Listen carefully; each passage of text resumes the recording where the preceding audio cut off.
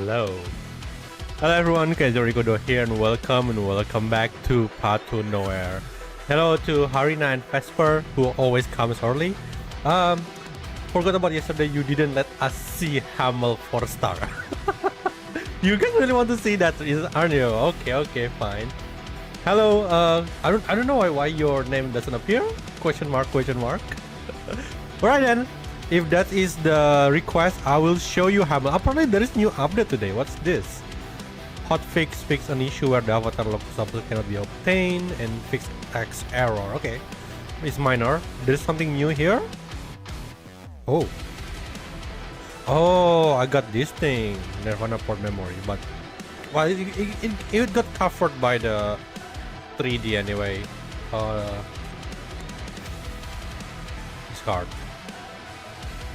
I came half an hour ago. What? Why?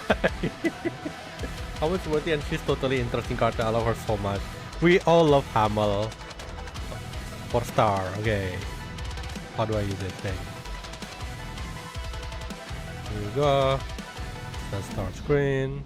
For staying with me. Oh. To complete this painting together. Why the song is also stopped? Oh, never mind. It's just like on the time. Okay, here we go, guys. Hamel is here. Please welcome Hamel. Okay, so I'm not sure. Okay, let's try the interactive one. Let's pat her head first. Hairband made of moonlight? She's Or so pin pretty. formed She's such by a your wifey. dress? Which one do you prefer me to wear? Oh, okay. Which one that I have to touch next? Hand? When the forest falls into tranquility at night, the lake becomes my stage. I think it's worth it. Elves 4-star flap is their totally wings, worth it. and the moon Will this be reflects day into 3 the of most Foro not appearing? beautiful Possibly. spotlight. What happened to Foro? Look, are you as intoxicated as I am? I am. What else? Tips? The thing is, like, they don't really put me If you stay with me, I would dance for you like the like, you know, like Nox or Amber, they have like that. Wait, no, don't suddenly push Hamel away. Nox is just one like, hey, it's my turn. When the forest falls It's the into same. tranquility at Not sure which The lake else. becomes my stage. Elves flap Maybe their wings, try the more dangerous part. dreams and There you go. reality, goddesses and mortals. There is an impassable I recall gap between That them. click the spirit. Oh, this one? But I think, with a heart of love, nothing is insurmountable. Oh, I can click the spirit. Okay. Oh my God! I didn't know that. No Oh, one has ever set foot in this clear spring. Only you got an invitation from the elves. They really adore you. it has. Oh my God! Thank you, Harina.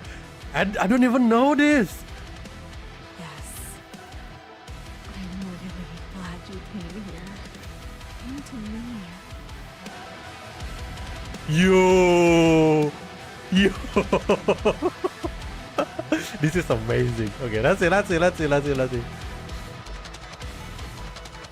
elves are glad you came. I'm elf. If I'm an you elf. babble about the story of the destined one. Would you like to know? Oh, come closer. Yeah. You're smiling. How wonderful. How could I not? I hope you find peace of mind here. Whoa, you know when you're wearing a headset, it just appear bit only like in one ear only. It was amazing. It was amazing. I look a bit weird. Sorry. Whoa, I guess I'm just too happy with you around. whoa! I didn't know that Hamel's such flirty. Hey. Why can't click this one?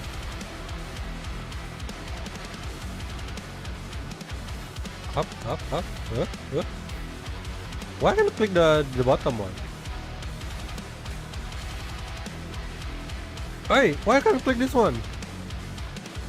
Oh, I can move it? Oh, I can move it down. Is it not cozy enough for you? Wait, what happened? Relax Whoa! and drift into sweet dreams. Oh, I can feel the breath. Wow, that's it. That is lock me in. I'm going to buy every 4-star. Damn, that was so good. Okay, let's come back. Is there anything else? Nothing, right? No. Okay, let's go back. Are you well rested? Then I'll see you next time. No, dude, I didn't know that it also has that. Okay, that's cool. So it seems that's going to be like a permanent feature for every 4-star. Then if that's the case, definitely gonna buy all of them. Yes. Because I thought it's only in the front screen. All right, let's go back to the event. That's great. Did another important person order you to watch Also, me? don't forget today is also Relax. Eiko's birthday. Happy birthday to Eiko. It's so cute. I really like this part. I really love this part. This is a really good one. There you go. Eiko, happy birthday. Come on, say something. My birthday wish is to have a full house for my concert. Why don't you be my very first audience? I know what a privilege from the saxophone prodigy, right? Enjoy every note. I'm going to look forward for every single Sinner birthday. How do I get out? Okay. Too bad that we missed Graves by a couple of days though. Me, Graves, and Eve also we missed it by 1 day. But we are looking for a... Oh, I'm gonna looking forward with Shin. Mommy Shin and Nox. And Nox. Definitely. They say 4-star skins are made specifically for headphone experience. Oh, I see. Makes sense. Alright, we are being a bit sidetracked there. Where's the thing?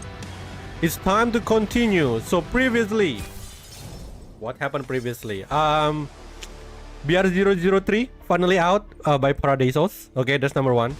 Chief is losing it. Okay, I think he almost killed the sinner that we capture. I forgot her name, Selena or something, right? He losing it. So yeah, it's a very dire situation right now. So hopefully, I think today is gonna be like even more dire the situation. Pending task on another map.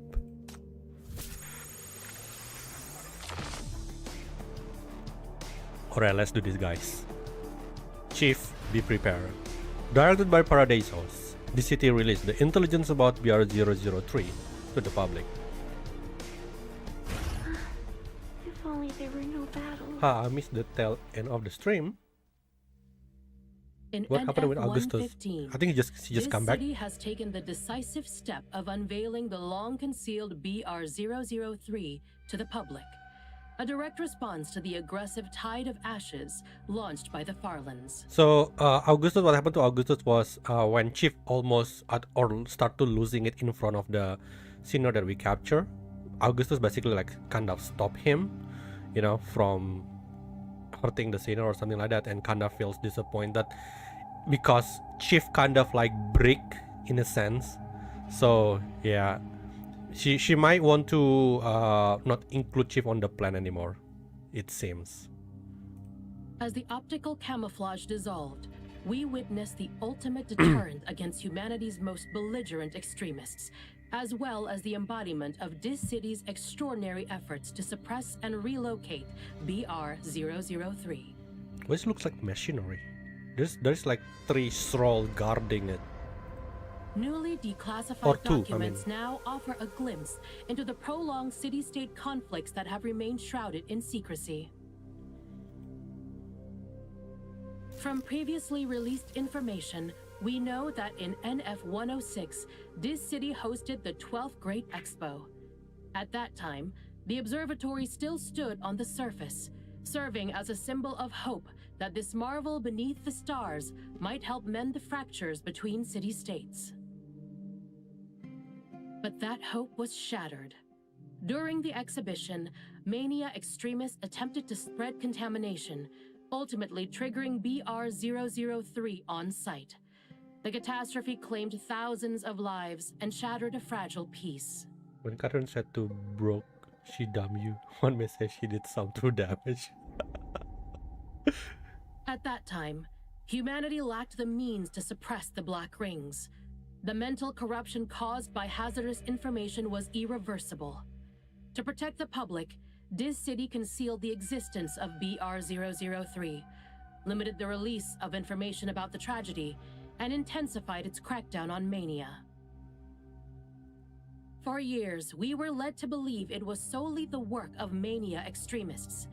But now, with war once again at our doorstep, a more alarming possibility emerges: that the Outlands and the underground maniacs had already formed an alliance. They saw their opportunity in NF-103. The year FAC was crippled by the Eclipse operation, and the last of the Discord forces had withdrawn. They believed it was the perfect moment to break this city apart and overthrow the established order. They failed then, and they will fail now. Because though this city's defenders may have been absent from public view, their loyalty never wavered. They've been vigilantly operating beyond our borders, guarding against external threats. Now, they have returned. And with them, we reclaim our strength, confront our history, and secure the future of our city-state. Hey?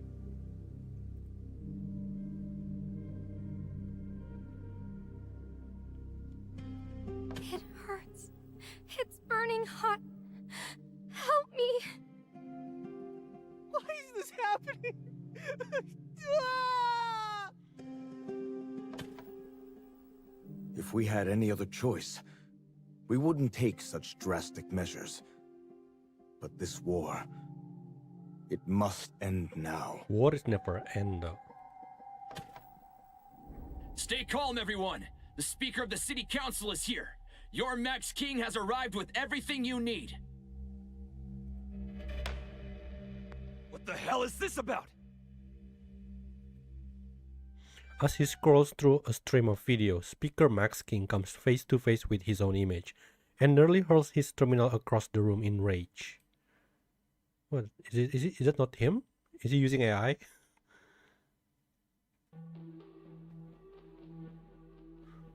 Where's the temporary underground defense work? A fragile 3-day stalemate has held since H Declaration on August 11. Though direct conflict has paused, the Farlands Tide of Ashes refused to recede, blocking vital shipping routes. In response, the city has cranked its propaganda engine to full capacity, pushing the amended mobilization order into a second round of debate. The message is clear. Beneath the quiet, both sides are preparing, probing defenses and gathering strength. Neither has any intention of stopping. It all leaves Max King sick with frustration, a feeling he feeds by obsessively checking the very news that demoralizes him. Like now, he anonymously logs into a popular forum where the war has ignited a firestorm of speculation and fear. Our landers are all butchers. The more brutal we are, the better. My cousin just enlisted yesterday. Says he's not afraid, but I'm terrified for him. Pistols are a joke. Kill all those Outlands mutts. The FSC just a bunch of losers. All this time and no real progress. And then there is the Dead Wake West District. The new mobilization order is real. They are literally grabbing people off the street into trucks right now. If you don't want to die, stay inside. This thing like the most, real text in the internet because it's using slang. So it's so easy for people to scream for war when it's not their family on the front lines. All these armchair generals should be the first one-handed arrival. This is crazy. Actual madness. Oh my god, the new age weapon is terrifying. They will shut people up.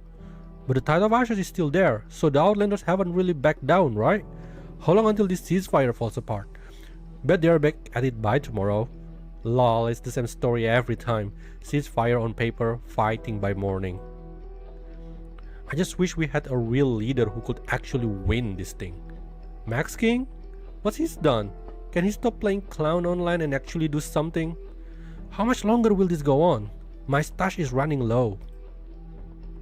Okay, so one of my relatives does supply runs to Paradisos and gave me some legit tea. That big thing in the sky is a distraction. The real power move is the Discorps. Those psychos are coming back. I guess he said that in a different place. Oh, yeah, that makes sense. Wait, for real? That sounds like crap. Got any proof? Source, trust me, bro? Okay, but Loki, they might be onto something. I saw some soldiers in weird old school uniform the other day. Apparently not the FSC. Seriously? Spill the beans. Oh, we actually go to this map. I heard they are the reason Watsons became bloodbath back in the day. If they are really stepping in, the Outlands are so screwed. See, this is what we need. The old guards know how to get stuff done. But hello, remember they were all insane. Aren't we just trading one nightmare for another? Okay, just click this. Okay. You think they care if we live or die? Don't be so naive. In their era, we were just numbers to them. The new general is terrifying. Word is she executes anyone who steps out of line. Oh, I don't give a I'm all for this corpse. We need an Iron Fist right now. Yo, I heard Draven didn't kill himself. See, ice him? This is a golden opportunity. Why aren't we grabbing it? Are you people crazy? I don't care who's in charge. Just stop using us as cannon fodder. Lol, why is everyone so stressed? It's fine. Just be happy. We can still post our nonsense online. Who knows which one of us is gonna get permalog off next, huh? Will it be a catastrophe of a black ring or Discord that gets us? Same diff in the end.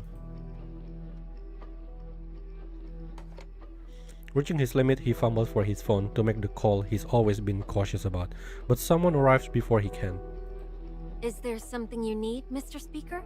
If you need to reach someone, I can handle that for you. Do you really have to watch my every move? I'm afraid so, sir. These are extraordinary times. I need to stay on top of your schedule. Please don't hesitate to tell me what you need arranged. Her meaning is perfectly clear to Max King. She is less an assistant and more a warden. Her true purpose to monitor him and preempt any unsanctioned actions. Apparently, his gut response to the last directive has been a mistake, eroding their trust and triggering this increased scrutiny from Edge.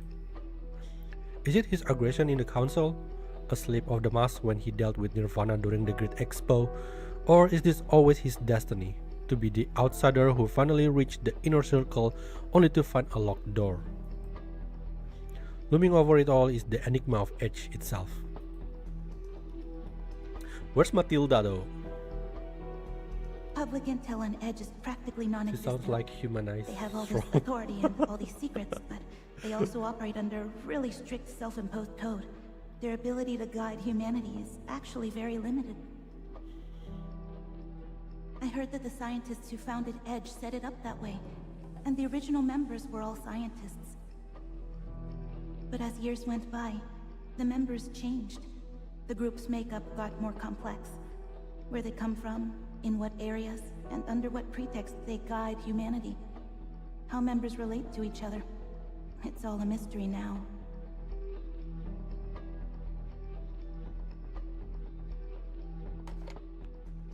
The invisible grip around his neck tightens again, stealing his words. Max King falls silent as he slowly puts away his terminal. I need to get through to the MBCC. Look at the West District. It's a powder keg. If this continues, we'll have a full-scale catastrophe on our hands. Chief has the capability and respect to get ahead of this. I need his support. Sir, as I've said, Chief's condition has taken a turn. Right now, the Chief is being treated at the best sanatorium in Eastside and cannot leave at the moment. Why there? Why not the MBCC or Banyan? Sending the Chief so far away makes no sense.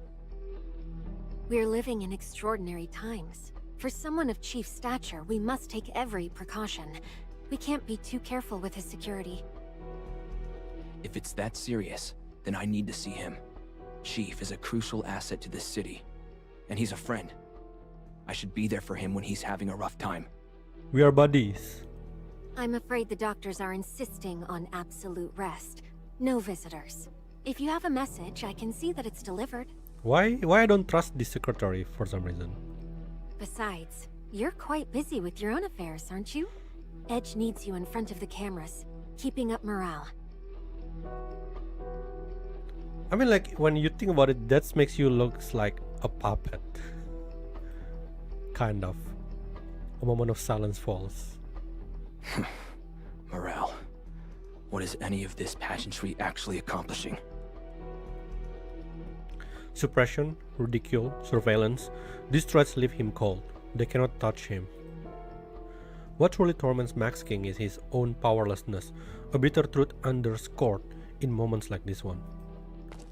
And so, no matter how deep his reluctance, the Speaker of the City Council allows himself to be escorted back to the cameras by the Secretary smiling, inescapable presence.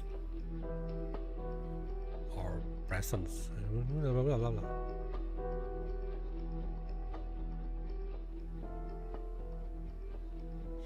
Night falls, the interrogation have ended, and for a brief moment, Selina's cell is left unguarded.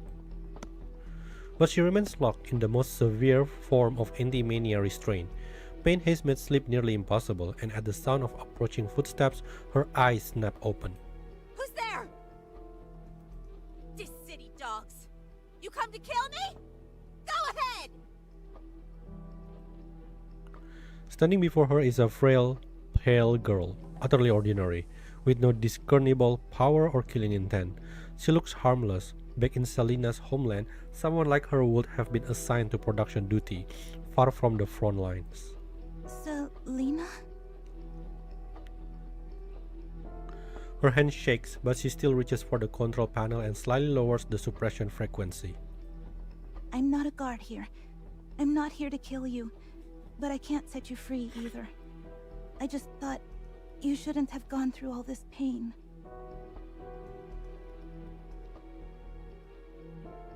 Then Selina noticed the girl's elaborate clothing, the unmistakable style of a this city's socialite, something she's seen in intelligence reports. Rage flares in the Farland warrior's eyes. Don't think I'll fall for your tricks! Go to hell! The silver-haired girl opens her mouth as if to speak, bites her lower lip, and eventually takes a step back. You don't have to be so hostile.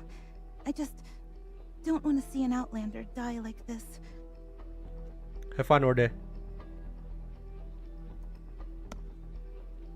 Having mustered the courage to speak, she turns quickly and leaves, head lowered, leaving Selina alone in confusion.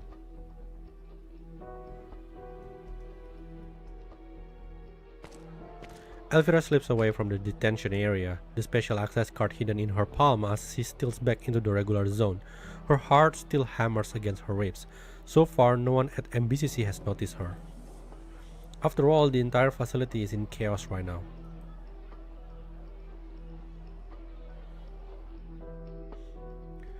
After H declared a state of emergency, Chief was taken away, officially for a health examination. But Elvira knows better. It is house arrest, whether because he's in someone's way or simply deemed too unpredictable. The result is the same.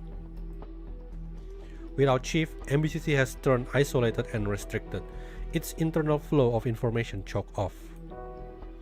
Elvira herself is also under surveillance, since it's more intelligence that can bypass the Bureau constraints, something beyond what Stewart's inheritance offered. She needs newer, wider sources, but she can't do it alone, not when trapped here. What can she do? Stay calm, everyone! The Speaker of the City Council is here! Your Max King has arrived with everything you need. The noise from the recreation area breaks through her thought. Elvira halts mid-step. The television is still on, and a familiar face flashes across the screen. The absurd performance draws laughter from the crowd gathered around. Under all this tension, everyone needs a distraction. He's really bad at acting. And yet, the spectacle gives her an idea.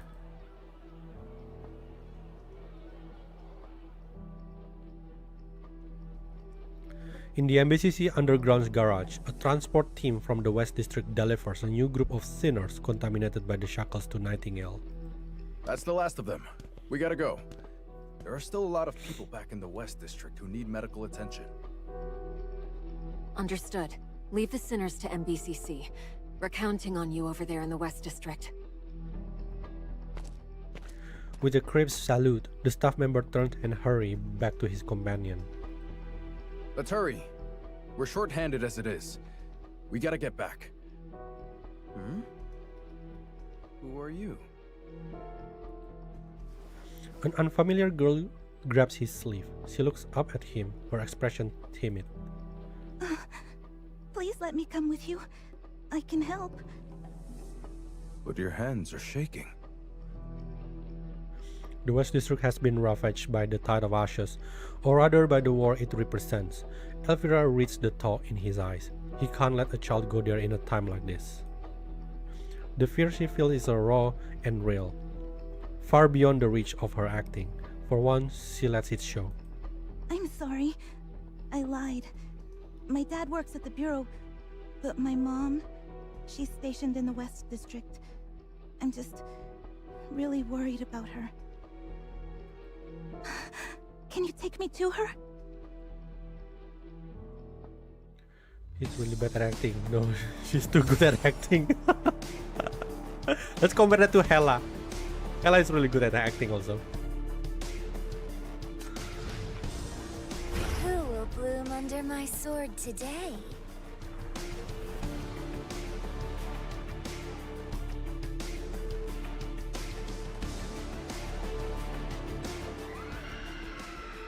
Wow.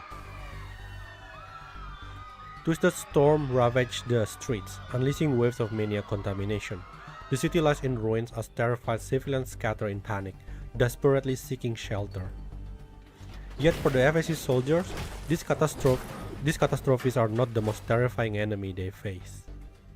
Against the rampaging Tide of Ashes, they stand their ground, defending every street as if it were their last. Go to hell, you outland mutts! This is all your fault! He ignites a Molotov cocktail, sending fresh waves of panic through the crowd. An armored hand grabs him from behind, knocks him down, and snatches the bottle, extinguishing the flame. What are you doing? I'm doing this for this city. They're obviously all... The soldier lands a solid punch to the thug face. Even the most good-natured among them has reached his limit. Stop making things worse. What are you doing running around outside at a time like this? Get to a shelter now. The best thing you can do for this city is to keep your damn self alive, you idiot. Idiot. The subdued man is shoved toward the evacuation line, whimpering as he goes, but the damage is done. Panic has already taken root. Inside the shelter, people instinctively distance themselves from anyone who looks foreign. Since the Great Expo, tensions between city-states have steadily escalated. Anti-outland sentiment has trickled down, poisoning even ordinary citizens. At this rate, the authorities will have no choice but to separate locals from outsiders inside the shelters, just to prevent further chaos. But where will they find the personnel? In a place like Syndicate, with its constant churn of people, immigrants, descendants, drifters, hoping to avoid violence is a pipe dream. If real conflict breaks out, who should he protect? The hand that struck through his armor burns like fire, even through the protection. Sir, if I may, The FAC's core tenet is protection. But in practice, does that not often mean you're reacting to a threat only after it has already manifested? Wouldn't it be too late? I'm curious about your view on the principle that the best defense is a good offense. Why hold to a purely defensive stance? Is it a matter of doctrine or capability?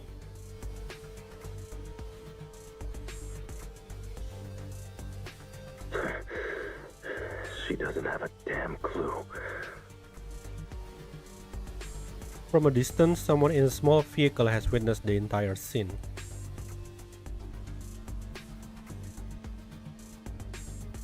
I'm sorry, kid.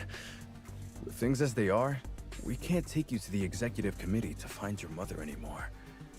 There are too many dangerous incidents along the way, and we can't guarantee your safety. They actually bring her? Damn. There's a shelter entrance nearby. We can head there to take cover and help out while we're at it. Wouldn't that be okay with you? Elvira nods. I'm coming with you.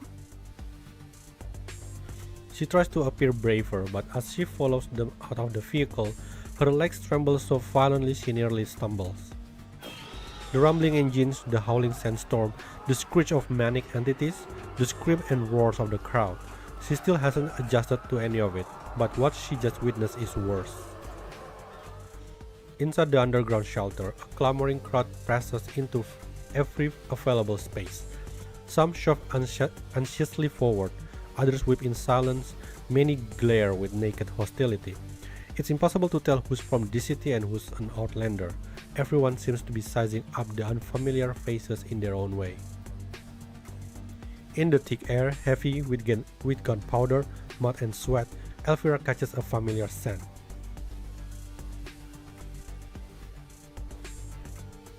Go to hell, you outland mutts! This is all your fault! Don't think I'll fall for your tricks!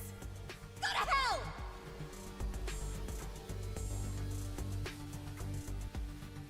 See, Chief? Even those with blood-stained hands can have a heart. They can love. They just choose carefully who deserves their love. That's what this city has taught me.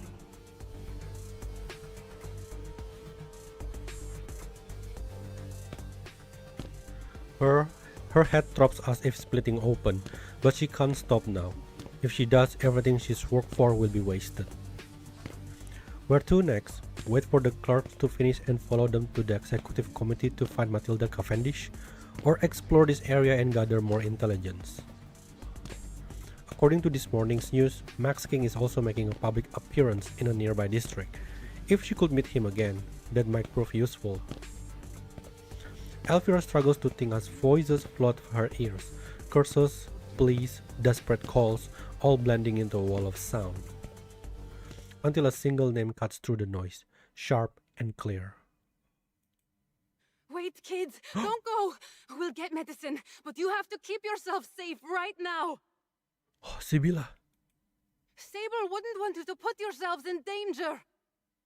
Oh, Sable! As the staff member finishes clearing the safety entrance, he turns to find Elvira standing in a trance, already moving toward the crowd of refugees. Kid, we're already at... Wait! Where are you going? Is she going to meet Yelena? Sorry, I just remembered I have something to do. No, just tell him like, I think my mom is here! Another sudden tremor shakes the ground. Half a wall shears away and crashes down, blocking the path between him and Elvira. In the chaos of falling debris, she sees her chance and vanishes into the sea of people. Well, to be fair, she heard Sable, not Yelena, so. Sibylla huddles in a triangular space formed by broken walls, barely sheltered from the onslaught of the tide of ashes. Though she's no stranger to catastrophes, the devastation here, in this prosperous, densely packed district, far exceeds anything she witnessed in her hometown. It's clear the Syndicate have no experience dealing with disaster of this scale. She anxiously fiddles with an old mobile terminal in her hands. The mania storm raging overhead chokes the air with interference, making communication nearly impossible. Hello? Hello? Ashley? Alan? Can you hear me? Oh, thank heavens, this old thing still works. Now you listen to me, and you listen good. Don't even think about going out for medicine. You wouldn't know what's out there, and we can't just give Sable anything. Her poor body's too weak as it is, and this is no common fever. Cold medicine won't touch it. Oh, she's sick? Once I find Gracelyn, I'll be back right away. I'll be counting on you looking after her, all right? Yeah, just wait for me. I'm on my way now. Wait! A silver-haired girl emerges from the mouth of the dark alley. She stands poised at the edge of the ruin, dressed in the unmistakable style of East Side upper levels, her clothes crafted from soft, lustrous fabric that glimmers with understated wealth. Sibylla gasps, her terminal clatters to the ground. The girl doesn't seem to notice Sibylla's panic. A light sweat glistens on her skin from her hurried chase, and her eyes shine with urgency as she squeezes into the cramped corner. I overheard you mention someone named Sable. Is she unwell? Does she need cyborg repairs? Maintenance or parts? I could help. Cyborg... what? With a deafening roar, the underground shelter collapses, sending dust billowing everywhere. Reacting on pure instinct, Sibylla seizes Elvira's arms and hurls them both sideways.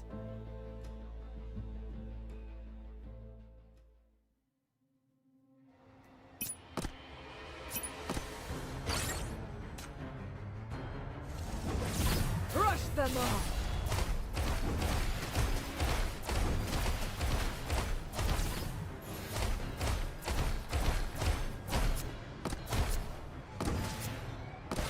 Rush them all! Enjoy the release! Ha! I hate when that happens. Whoa! Rush them all! Enjoy the release! Rush them all!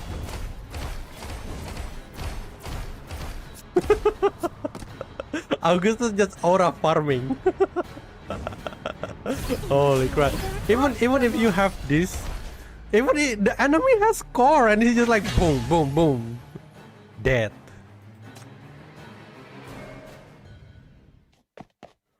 She barely manages to pull Elvira into the sewer tunnel. We can get to an air raid shelter from here, though it's a bit of a walk. We can set out once you've caught your breath. Just a coincidence. Of course it is. The name isn't uncommon, but cyborgs are. She's so close. She's so close.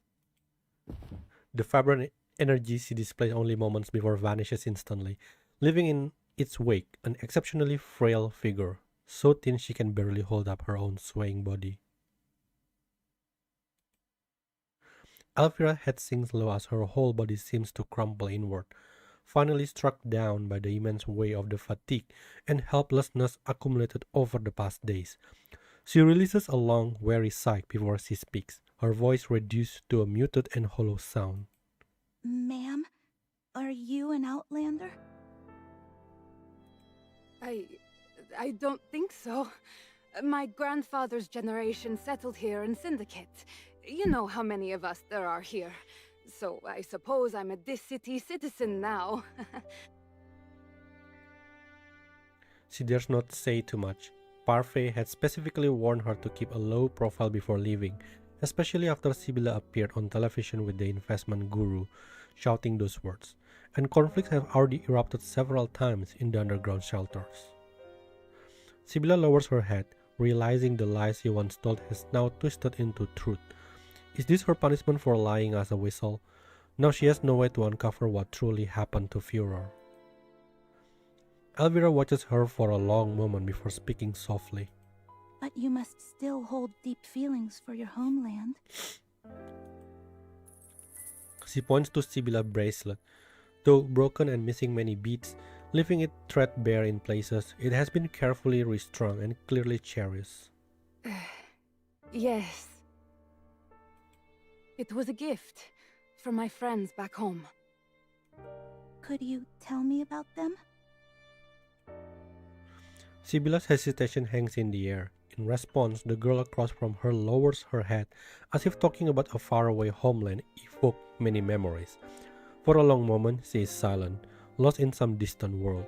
Before she begins to speak, her voice low and heavy with the weight of nostalgia. Yelena. That's the name my mom gave me. I grew up here in this city, and it wasn't until I was older that I learned it was an Outland name. Huh? My mom was actually an Outlander. But by the time I learned the truth, she was already gone. I never got to know her.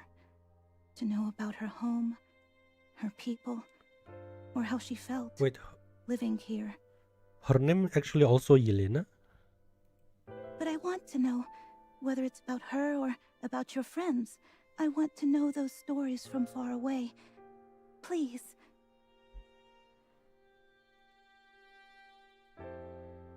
Sibylla has always held her past. The faraway stories, her dread of Führer, apart from her new life in Syndicate, how could she burden them when they have already given her so much? But the girl's own raw history disarmed her, touching a secret, guarded corner of the Outlander's heart. I see. She used Let's fake name. find somewhere safer to talk, Miss right. Yelena. We have time. Oh wait, Sibylla doesn't know Yelena's actual name, is it? She only knows the name Sable. What a pitiful sight. So many. That's actually smart of her. Elvira is really smart.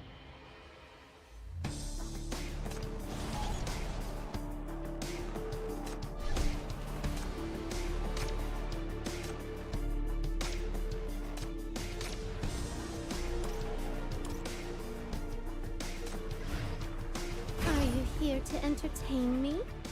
That's great. Originally tunneled from the Rustfire era, the underground shelter has been hastily converted, its conditions stark and primitive. Whenever tremors from the catastrophe above shake the foundation, a palpable wave of panic ripples through the caverns. In this oppressive atmosphere, only the speaker provides a glimmer of relief, playing the fool with such dedication that he becomes a beacon, the sole point of light in the overwhelming dark, drawing every eye and lifting every spirit he passes. The Speaker of the City Council is here. Your Max King has arrived with everything you need. You are not alone facing this catastrophe. I'm right here by your side. Oh! Just as he tries to rally people's spirits, a small ragged figure stumbles out of the gloom and clutches desperately at his hand. Help me, Mr. Speaker. Are you all right? What happened?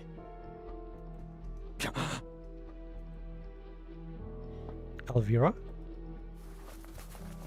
He recognizes her face and acts instantly, rubbing grime from his hands onto her features to disguise her, while speaking in a nervously urgent tone. Oh, so you're a sinner. Is your mania flaring up? Then you must stay away from the crowd. Hurry, this way. His act is so bad. The mention of a sinner losing control makes the pursuing camera hesitate and pull back. It is all the chance Max King needs. He grabs Elvira's hand and they dash around the corner, disappearing into the long corridor.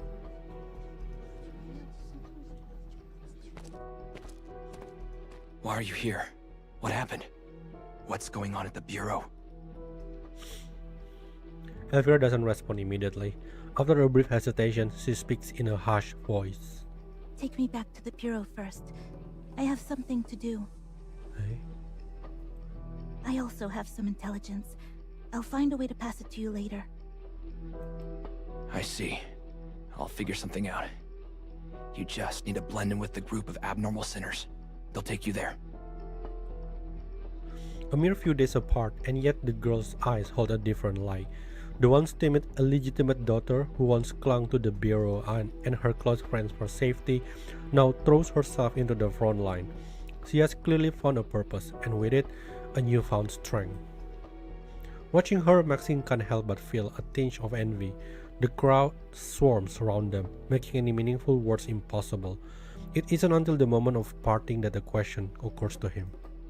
How did she know to find me here? You're on TV, aren't you? Lots of syndicants have been watching. Some like you, some don't. But when they're all trapped in the shelter, everyone is wondering where Speaker King has gone. But you should be more careful. You're on TV so much. Anyone looking for you could easily find you. It's not safe. Watch your back, or you might get killed. Max King freezes for a moment. Many people have been watching. Anyone looking for me could easily find me. He didn't think of that? His gaze sweeps over the crowd, faces marked by curiosity, excitement, disgust, and mockery. The reaction is unanimous.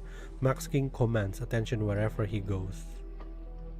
And in this moment of stark recognition, a fake idea begins to take root. Your Max King is here.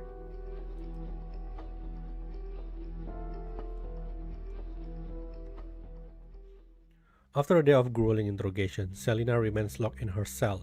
As the brief guard-free window approaches, she hears footsteps and immediately recognizes them. Is that strange brat? Elvira seems like really busy.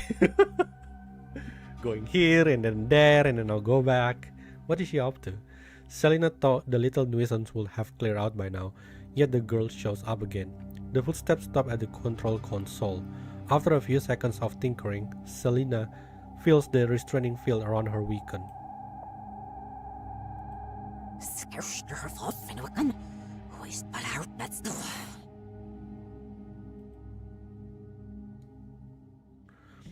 The thought flashes through her mind just as a faint melody drifts by on the air.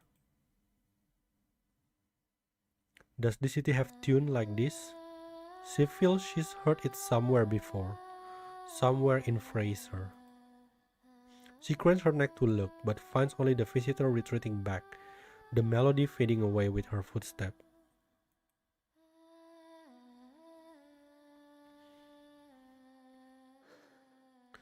The sharp scent of disinfectant surrounds you.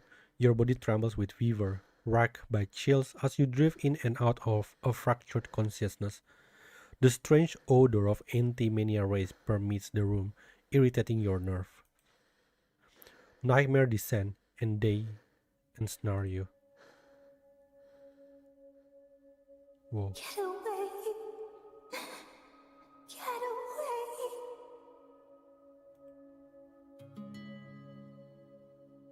Stay back.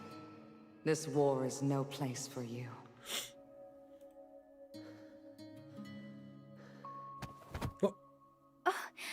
Chief?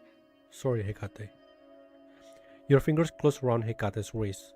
She startles at your touch, and the blanket she was adjusting slips from her grasp. Sorry, I'm still a bit groggy. Why are you here? How would they let you come? I was worried about you, Chief. I asked Adjutant Nightingale for permission to visit. Are you all right? Labored breaths, a racing heart, a cold sweat, the symptoms scream through you. Hecate's gaze is heavy with worry. In the past, you would have instinctively told her you are fine. But now, you just cover her hand with your own and speak softly. I'm not feeling well, actually. The mania is still affecting me, but I think I'll be fine. Shral, are you there? I need your help. The black triangle quietly drifts over from the corner of the room. I'll continue monitoring and suppressing mania for you from outside your field of vision. That way, my presence won't unsettle you. You lower your head briefly in thought, then look directly at it and say, "That was my bad. I shouldn't have taken my frustration out on you. I've grown to rely on you when it comes to managing the shackle's contamination. Every time the mania fluctuates, I end up directing my anxiety at you. That wasn't fair. I need to work on controlling my emotion better. If anything, I should be thanking you. Stroll emits a series of strange sounds, unlike anything you've heard before. You can't tell if it's expressing confusion or merely recording your unexpected speech. Nevertheless, it proceeds as requested. It activates its anti-mania program to scan you, though the process seems to run a few more cycles than usual. Seizing the opportunity, you pose your questions. How's the situation now? BR003 is fully calibrated. We hold the advantage now, Chief. There is no need for you to take unnecessary risks fighting against the Black Ring anymore. BR005 is also within controllable parameters. Are you planning to deploy BR003? It remains a deterrent and a last resort. Causing mass casualty is never our intention, even if it's framed as serving the greater good. As long as alternatives exist, we will exhaust them first. So you're not launching a direct assault on BR005? The enemy has anticipated that approach. They've stationed numerous Apostle of Ashes around BR005 as a defensive measure. A frontal assault with our current forces would be costly. The black triangle rotates slightly. We formulated a more efficient strategy. If executed correctly, we can achieve victory with minimal sacrifice. To avoid causing you undue concern, I will refrain from detailing the specific for now. To avoid causing me undue concern, it means this plan doesn't include rescuing Hela, does it? You might even be prepared to sacrifice her to keep minimal losses. Is that it? We haven't reached that point yet. With it, you feel its anti-mania energy output slightly increasing. You make every effort to keep your composure. It's very thoughtful of you to carefully omit that parts for my sake. I should thank you for that. At your words, it emits that strange sound again. You decide to press on anyway. Receiving such special treatment, should I take this as I'm still useful to Paradisos? You need me emotionally stable and compliant because you still have use for me. Is that it? You are important, of course. You may voice your requests freely. We always give them careful consideration, though we cannot promise they will be fulfilled. But that's not you. The reason you fight is far too frail.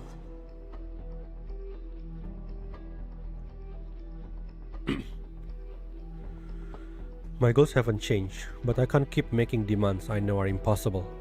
Like she said, I still don't truly understand war. My convictions aren't strong enough.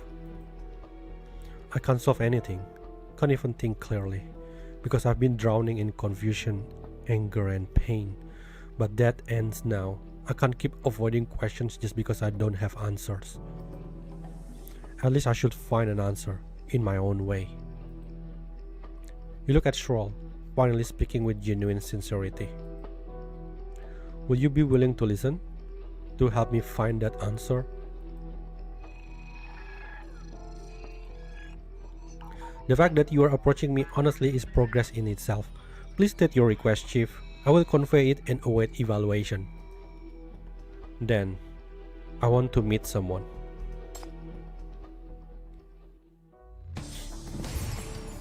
Are you going to meet Augustus? That's like the most makes sense approach. Hey, there's nothing, right? There's nothing I need to open here.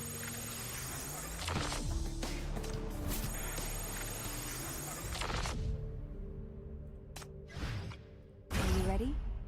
Let's go then. Oh no, level 1. What's this? Yilax VVXQCMUBY MUBWY. Got the encrypted text. The keys Catherine. No surprise there. Still using that same simple cipher. She first picked up it back in Nirvana port. When we sent her there, all she did was whine and complain about wanting to come back. Took Helena chewing her out a few good times to finally shut her up. Those at Nirvana port were totally sick of her, so she started sending these coded messages in her letters, sometimes a dozen at a time, and the content was still just her moaning about wanting to come home. No clue how she got this intel on an ambush for all the way at the camp, but if it's legit, then our planned evacuation route is blown.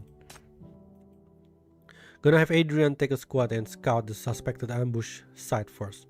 Make some noise on purpose, see if we can lure them out. If there's no ambush, fall back to the ruins of Nirvana.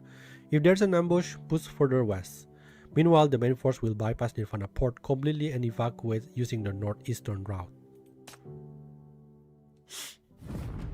What? That's it? I thought it was gonna be cutscene. Oh wait, there's something there. There is never no choice in here.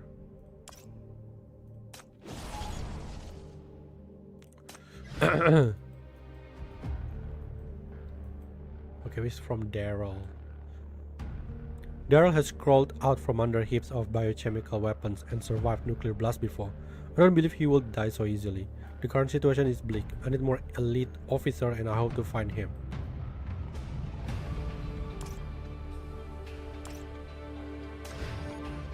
Yes, I heard you.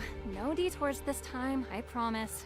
Frontline force overview. Adrian's forces are combat ineffective and require reconstruction.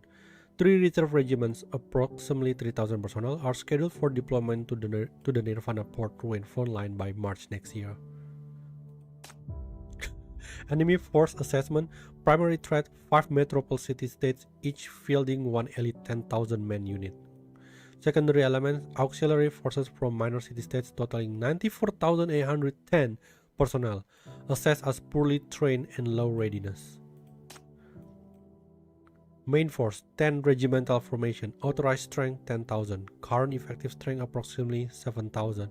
Adrian division: 3 elite regiments, current effective combat strength approximately 1,000 following attrition. Victory is a function of logistic and mass. Our current equations are untenable. 3,000 cannot hold against 40,000. 10,000 cannot assault 100,000. To engage rifles against artillery and air supremacy is tactical suicide. Our only viable option remains strategic withdrawal and positional defense. However, numerical superiority is not a permanent guarantee of victory.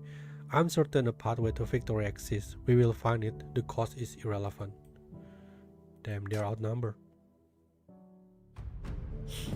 How did they win then? Oh, got another one. Large quantity this time.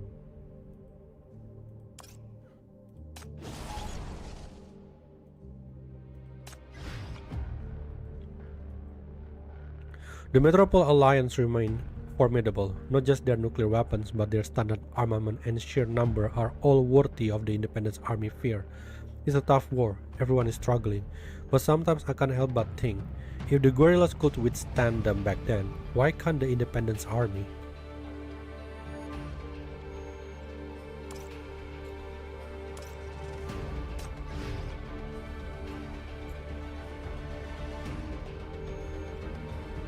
Wrap this up quick. I've got a major live stream to catch. Oh, they don't do cutscene. Recent battlefield situation. Enemy offensive continue for the 8th consecutive day. Firepower intensity is escalating. Defense line pressure concentrated on northeast to southwest axis. Adrian's unit has executed multiple forward engagement to delay defensive collapse. All interception missions completed successfully despite critical ammunition shortages. Frontline unit sustaining average casualty rates exceeding 30%. Several companies degraded to below 25% combat effectiveness. Morale is being compromised by the surrender, faction propaganda and rumors. Nuclear strike concerns are prevalent among officer corps. Command HQ order. The frontline will hold, regardless of cost. The rear will crush dissent and reinforce our core principles. No retreat, no surrender. The line holds until victory is achieved. The enemy throws everything at the Nirvana line. Adrian stands in the breach, leading from the front as the chief commander. We will be drowning in our own blood without him. Brock's last gift to this army may well be that man. Yet every report of his effectiveness tightened the knot in my gut. The front consumed good officer faster than reinforcements. The whisper continued. Spies, deserters, cowards, men who never held a line question the one holding theirs. They fear another nuke will fall after the tide clears. But I will not accept defeat. Whatever it takes, whatever remains, victory will be mine. And the key is...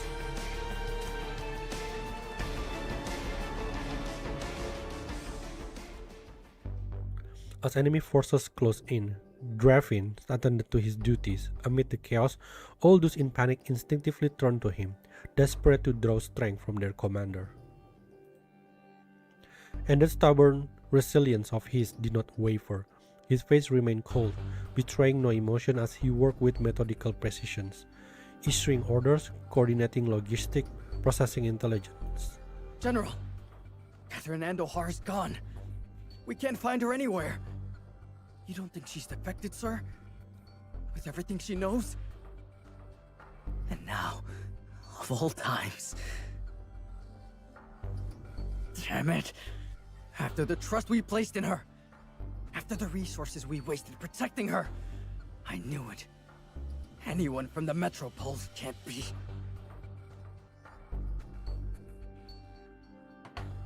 After pondering in silence for a moment, Drafin set down his pen. I know where she is.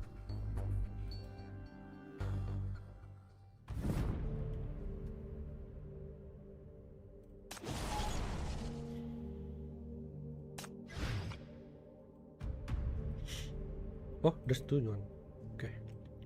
Nirvana informant. I've received intel that the Metropole have activated large-scale heavy firepower. Not surprising, they won't stop at biochemical weapons and missiles. What do you mean? There's a high possibility they will deploy nuclear weapons again. But the most terrifying thing isn't the destructive firepower, but the mental devastation, failing at resistance time and time again. I'll vent away. A second nuclear explosion? Very possible. The one at Nirvana Port already proved the power of nuclear weapons. If the Metropoles deploy nuclear weapons, the Independence Army at its current size will have absolutely no way to escape. Our only option is to find a way, like he said.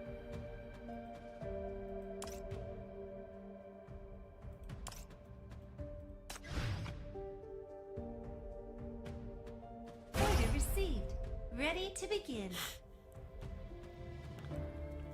At Brock's grave, Drafin found the missing youngest daughter of the Anduhar family. Her gaze was fixed upon the headstone, yet seems to look through it, reaching toward the distant front lines. In response, a rare gentleness softened Drafin's hardened demeanor. The Anduhar family... Your father sent emissaries. Very generous terms. They say the head of the Anduhar family will come himself next time. To bring you home. Oh my god.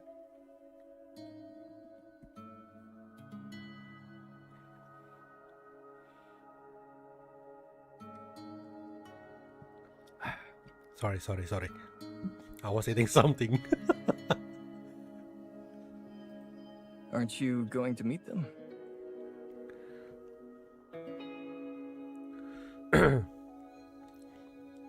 She turned around and opened her mouth, speaking with impeccable propriety.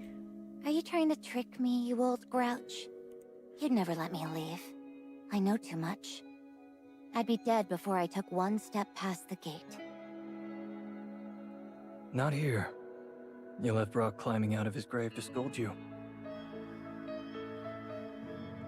Catherine let out a soft giggle, her expression easing slightly. My father knows I don't want to go home right now. He's just using this as an excuse to meet you, commander of the Independence Army. Let me guess. Has the Anduhar family already made you a weapons offer? They must think you're desperate. Perfect time to make a deal. Drafin merely shrugged, a silent confirmation.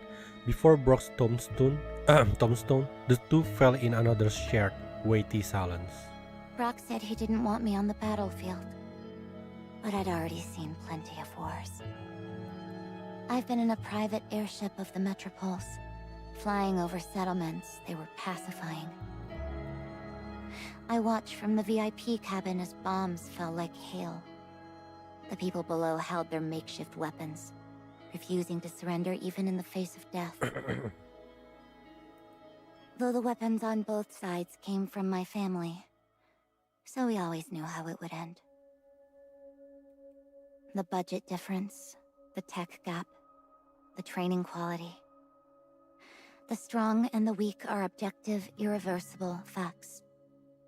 The Metropoles know it. That's why they don't care about the arms dealers' little games. But those people down there, they still cling to this hope that the weapons they bought might hold some miracle.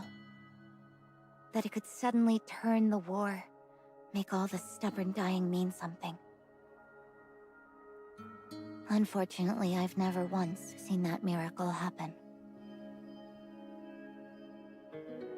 Are you saying our resistance is foolish? She avoided answering directly, changing the subject instead. The tide of ashes will thin by mid-September. That's the Metropole's window. Their bombers will get through. Even with refueling and maintenance. By October, at the latest, you'll face a second nuclear strike. This time, they'll be aiming at this city. Do you understand what that means? I do. Your Independence Army can't stop it. Not as you are now. I know. So what's your plan? Even if you placed an order with the Andahars today for nukes, it'd be too late. You can't threaten all 5 metropoles at once. Your troops are already losing faith, aren't they? Brock's gone, and your stubbornness alone isn't enough to hold them together. You're right. We're fighting an uphill battle.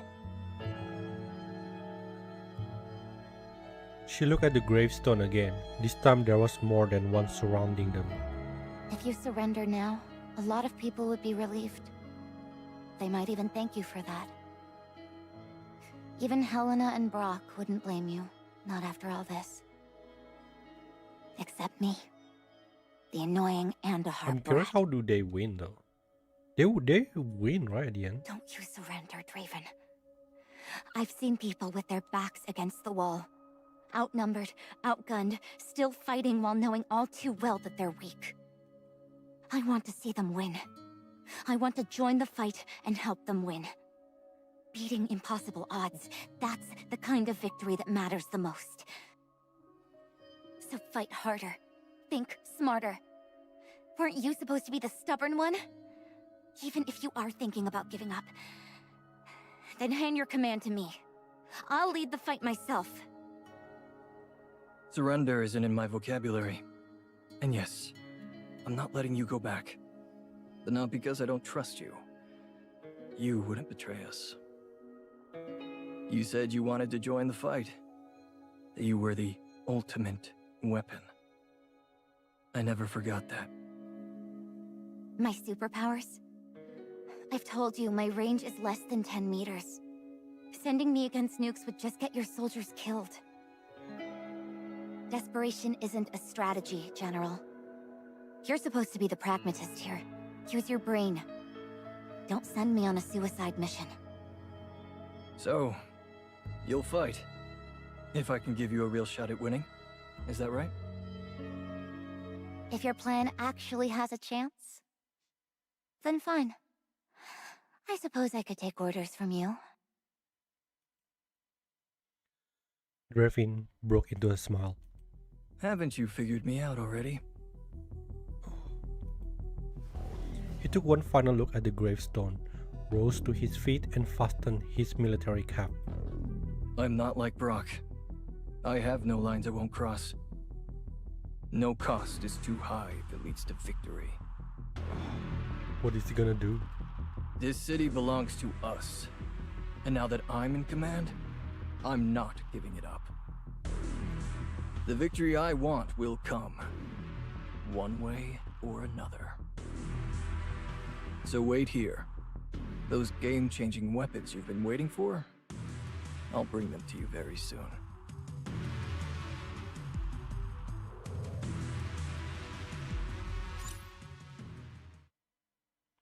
It's been a while. Are you still using the prototype I gave you? Brock told me it works well, but it doesn't last long. There are other organizations in this world conducting similar experiments, but that power they are dealing with is extremely dangerous. They are carving out spaces beneath ancient and modern battlefields, using some kind of substance to create abnormal weapons. You've helped us greatly in the past. Your ability have been invaluable to both the Independence Army and all of this city. My loyalty is to humanity. The world killed and left behind shouldn't be defiled this way. Try and core the main weapon of the city. Possibly. Yeah. I think that's going to be that. Terus. I mean, if it's Brock, probably he will not do it. Draven though. Oh, the summons guidance. Draven leads a squad to a Mr. Underground ruin. Okay, we're dealing with underground now. Hold low and stay under the radar. Let's roll. Oh.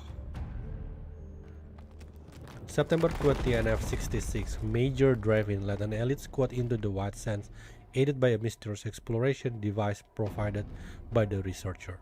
The target area was near a metropole city-state and battlefield ruins from the old era. They repeatedly encountered enemy reconnaissance unit. October 2, 533, they finally reached the target location. The full-strength squad had been reduced to 22 personnel. Target identified as an underground cavern. Entrance obscured by sandstone and structural ruins. Upon entry, squad encountered numerous mechanical traps and engaged anomalous entities, sustained 5 additional casualties. Environmental sensor detected abnormal humidity and magnetic field fluctuation, indicating a powerful anomalous source. October 2, NF66, 1611. The squad reached the end of the secret passage, confirmed the presence of an undocumented subterranean relic site. Structure is intact, surface is inscribed with unidentifiable sigils and energy conduit.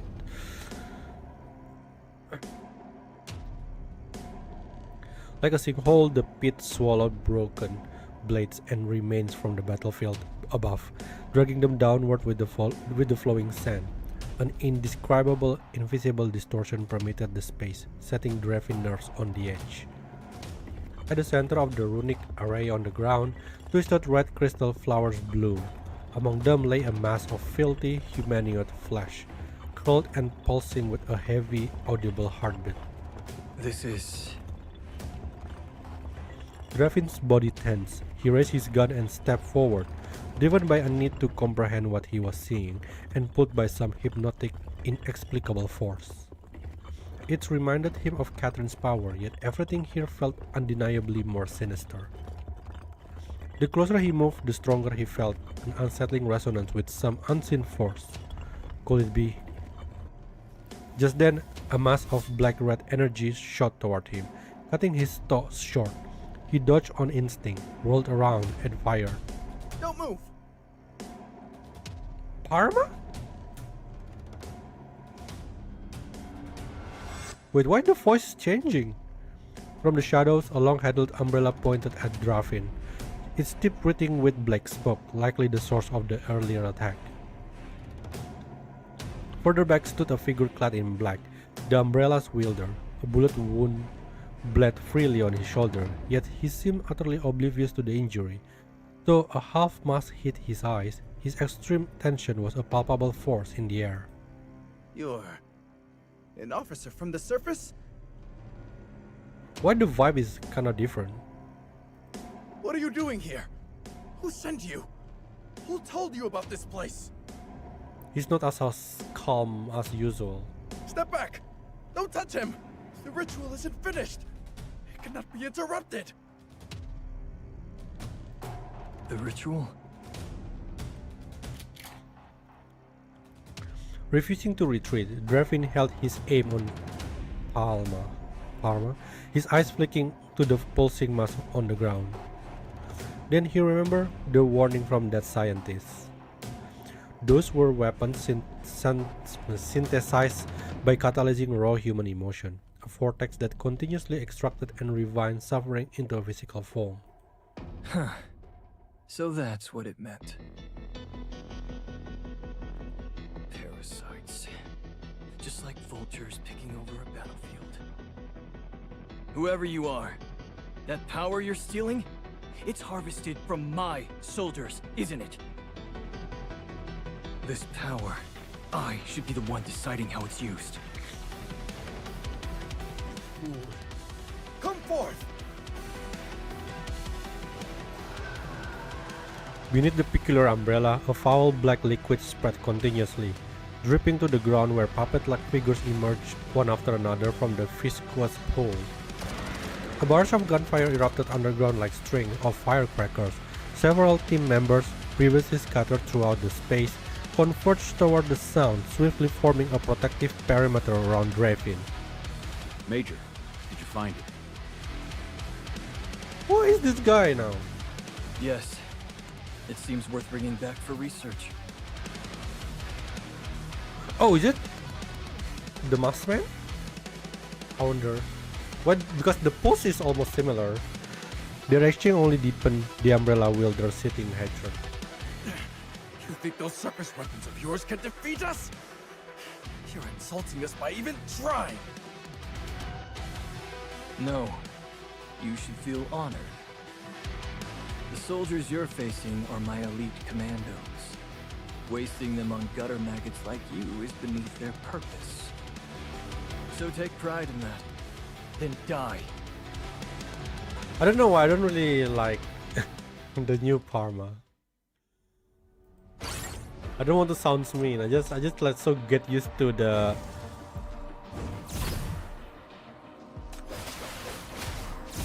Crush them all!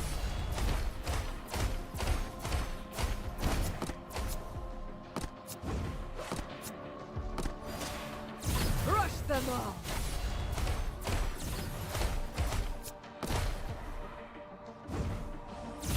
Crush them all! Enjoy the release!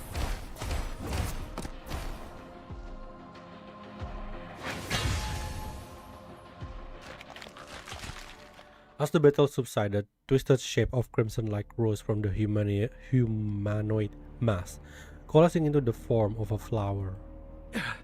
That's it. He moved forward to examine it, but a frail voice pulled at his attention. You're so close! Just a little more! Don't touch him! You mustn't! You're not qualified. You can't take it. He'll die too. Listen. Let's make a deal. There's a war happening on the surface, isn't there? We can give you power, or help you kill your enemies. Anything you want. Just don't interrupt the ritual. I'll do anything. The sage must be born. We've come this far. Don't harm him. Sage, what is that? No, it doesn't matter. If it serves my goal, if it leads to victory, I'll use any power, whatever it takes. If even my life can be spent in service of this cause, then that is the utmost glory.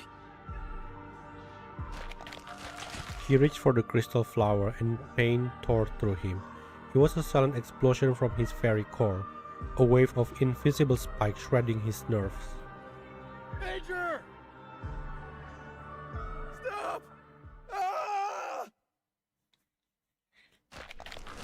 Draven instinctively clenched his fist, driving the sharp petals deeper into his palm.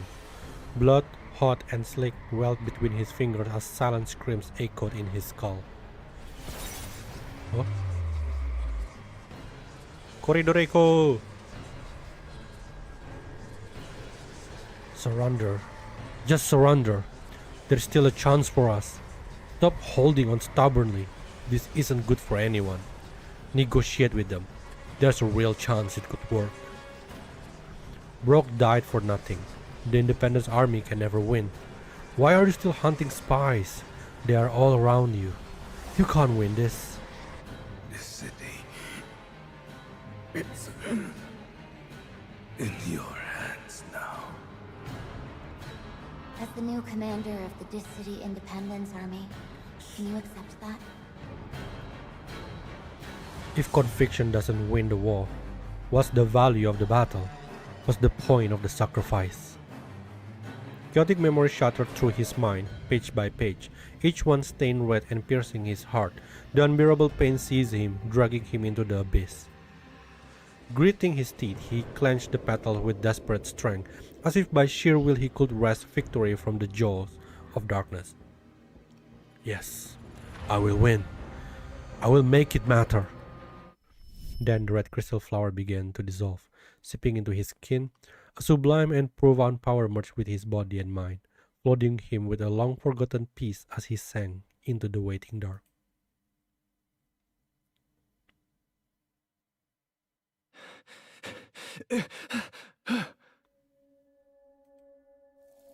Upon waking, Drevin found himself back at the camp.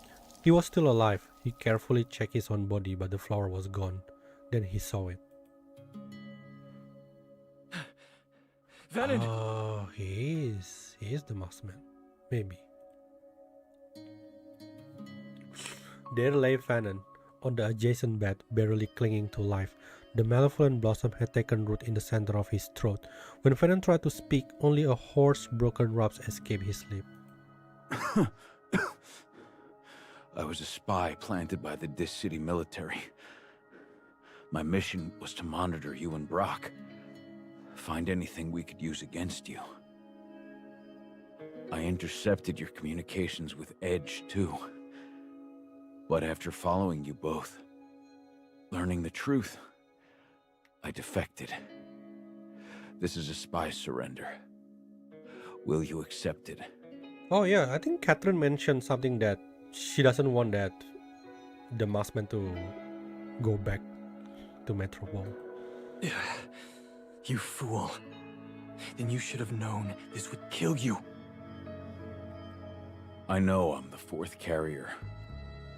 If I die, another will take my place.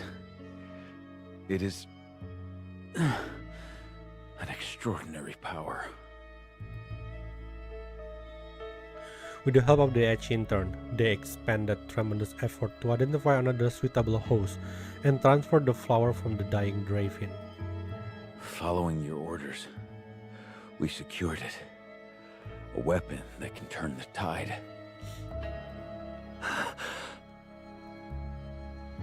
A violent wrecking cough seized Fanon, tearing from his chest and leaving him gasping for long, desperate moments before he could reclaim his breath. Martin, Tom, Joe, we all knew the risks. It's just one life. Dying on the battlefield or here. It's all the same. Oh, the part's the That's what it means to be a Dis City soldier. We're marching into the worst kind of war. The kind fought in human weakness, madness, and ignorance. One misstep, one moment of doubt, could be catastrophic. So we cut away any weakness. Follow orders, no hesitation, no second guesses. We advance, unwaveringly. Because we believe in you. We trust you lead us right. Back then, you told Brock he had to survive, no matter what. Now, I want you to remember those words. We're the Dis City Independence Army now. We need you. You are not allowed to die. Fanon struggled to sit upright, attempting to move closer to Drevin. The searing needle-like pain in his chest momentarily sharpened his focus. Live. Wield the weapon we secured. Use it to bring victory. That's your duty, Commander. Fool. As my subordinate, you failed to follow a direct order. I won't tolerate insubordination. Your punishment? 100 weighted squats and 50 clicks in full gear. After we win the battle and return to the city, you will complete every last one. Is that clear? Yes, Major. After Penon's departure, Draven turned his attention to the documents, examining the letter from the Edge intern. There was one last thing to address, the most crucial matter.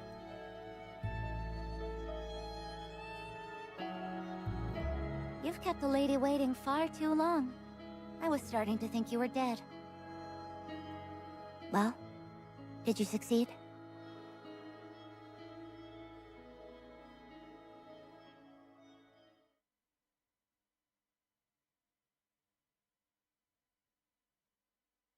Night has engulfed Nirvana Port. Scarface is splayed awkwardly across his bunk, mumbling into a crumpled pillow. Bang! Ain't I awesome? When you go out there, stand tall and proud. Wait, you mean we're still in the past, right? Scarface is already there? I'm a hero who defends our city. A great hero who protects Lily. So, is it possible that it's not only Augustus that looks young, it's like the whole Discord? Home. After I win this, I'll go home. With a thunderous roar, the magnetic engine of Nirvana Port surged to life. The colossal fortress shudders, delivering Augustus' command across the port. Its course is set for the far lands, its purpose clear for war. Or we are back into the future now. There's also a command from their long-missed homeland. Reach the far land, eliminate all opposition. If that's your assessment.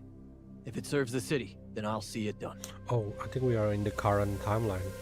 It's a little bit confusing, I think. Because, yeah, We've done far worse. We hid behind glory, behind loyalty, and finally, behind obedience. Since we lacked the will to refuse back then, everything that comes now is a fate of our own making. Yeah, I think it's like the base. I don't have the right to repent. My remorse changes nothing, compensates no one. Not even death can absolve what I've done. Hellhounds would never dream of forgiveness. The Rancors know no emotions. We're your weapons, tools to turn the battle. Your only concern is victory. We will secure that victory for you, and then we'll reshape the world that made us. That is our final purpose. Nothing beyond that needs to concern you. I don't know why I feel like the lieutenant is like the typical self-insert gacha game protagonist. Just remove the eye and you'll see what I mean. We've long since fallen among the damned, and the damned have no right to speak with souls. The thing that I get confused is because we were playing a scene from the past and then suddenly we get to the future, the current timeline. So without any difference. After the lieutenant report, Augustus was silent. The hushed whispers of Nirvana Port's rancors echo by her ear, but she only listens, not uttering a word. Fraser Hypercube's stockpile exceeds that of all the Farlands combined. Their true face has never changed. Power. All they seek is military power to dominate us all. Typical Campbell, I would say. What they truly covered are the city mines. Even if they seize control of the city again, the weak Farland will gain nothing. They incite hatred among the Farlands to overthrow this city, and it will only return us to the past, when all city-states were enslaved by the metropoles. Protecting the city from these sinister ambitions, this has been our purpose since the bygone era. We hunger for bloodshed, and only through it can this unjust world be saved. This has always been the way. Now, prepare to embrace death and glory.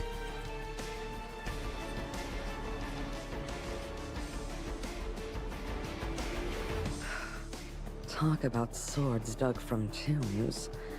The weight of They that may is inherit the weapon. staggering. I mean, like, who's that guy Fanon? He said like the Rancor can move between vessel or something like that. So yeah, it could be inherited. Just then, footsteps approach, followed by a sharp knock at the door. The Rancors fall instantly silent. Augustus looks up, her eyes shifting toward the sound. We've come. Chief? What a pitiful sight.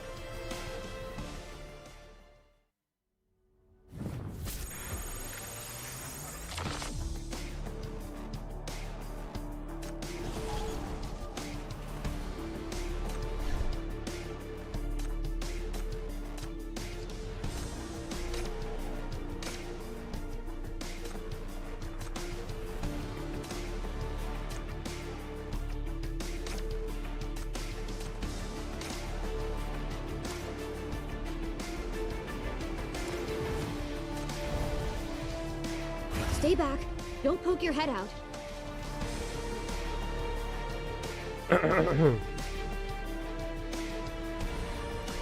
Hey, little chief. Been ages since we saw you last time. You still breathing out there? Ready to come bash some heads with us? Seriously, should we send a letter over or something? You know what we've been up to these days? Someone said they wanted a truce but just can't sit still. So we are gonna give them a very loud rebuttal. Keep that noise to yourself, it's gross. I heard our acting commander is staying put. Stop your yapping and just kill the enemies. You haven't checked your terminal messages for days and quite a few have accumulated. Ignore. Reply. Igor. There are so many texts. I thought they are already fixing some texts. Reply. You type out a brief response but only silence answer. They must have moved to an area with poor signal reception again.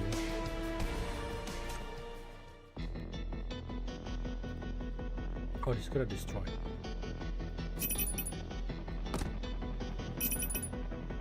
What's this?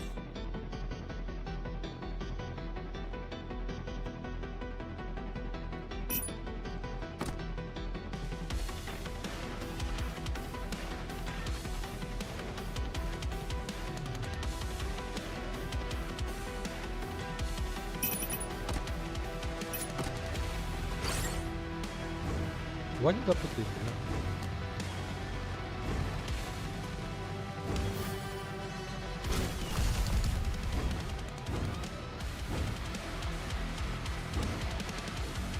Oh, I'm losing on this side, god damn it.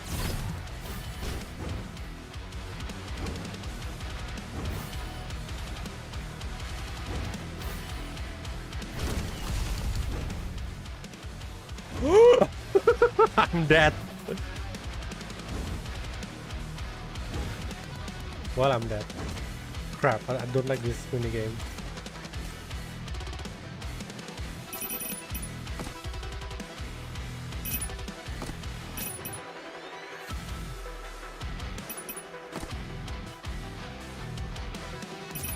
Can you just let them fight against each other? And see who's win.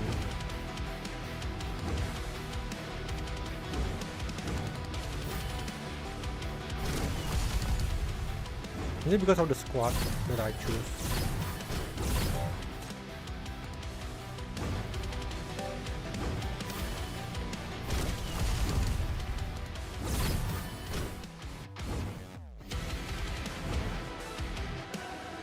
I'm freaking being obliterated by these people.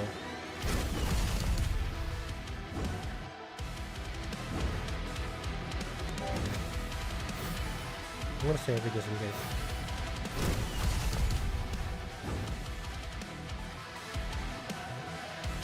Oh, I forgot about this. Am I winning?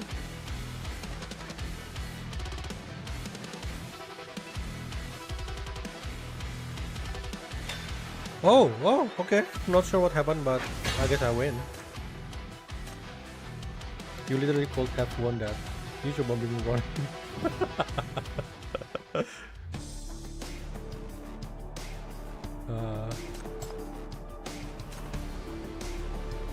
Commander, we have completed our initiative. This one, Broken Blade Squad A is stick lane, wasn't it? However, due to heavy casualty, we can no longer operate as a functional unit. As the last remaining officer of the squad, I've decided to carry on with the mission. Just go, go die. Everything greeting Commander. Communicators in BR0 area are severely interrupted. We'll contact with 0083, but his last activity showed particular pattern. We'll send back the data. Deploy Command down. The beat have appeared on the front line. The enemy seems to be preparing for a desperate strike. Looking for this man.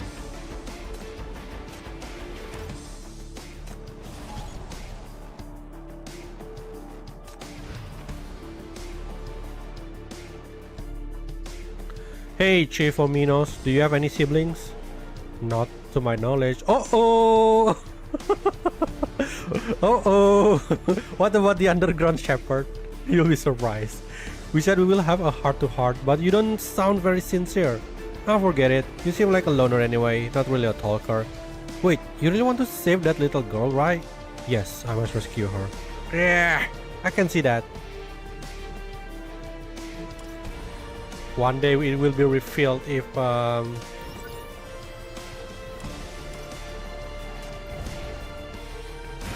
the Scarlet will be our actual siblings or not. Dashed out? The enemy is secretly transporting supplies to reinforce their front lines. Their so-called ceasefire is nothing but a facade.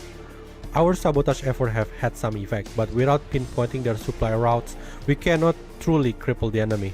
But please make no mistake, we will not waver. Every Broken Blade squad fight with one purpose: victory. As for the battlefield beyond our reach, you may need to contact the FAC first. Some matters will still require their involvement. The man nicknamed Lieutenant lives up to his reputation. Even through the battle report, you can almost hear his low, calm voice, devoid of emotion, yet resolute. Oh no, not this one again. Nani, right?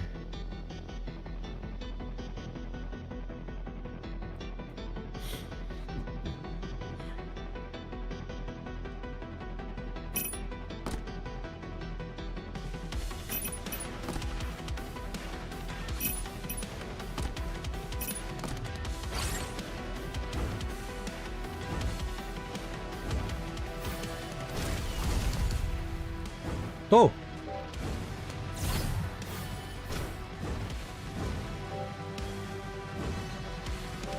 No! Why the bottom one is so weak?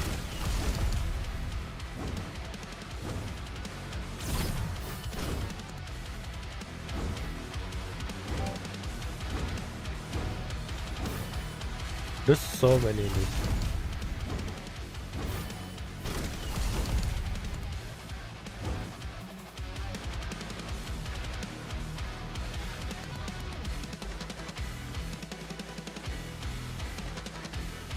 I think I have so many gear, but I didn't use it. I think that's the problem. How if I will win? Oh, okay. Still won. I seriously have no idea what I'm doing.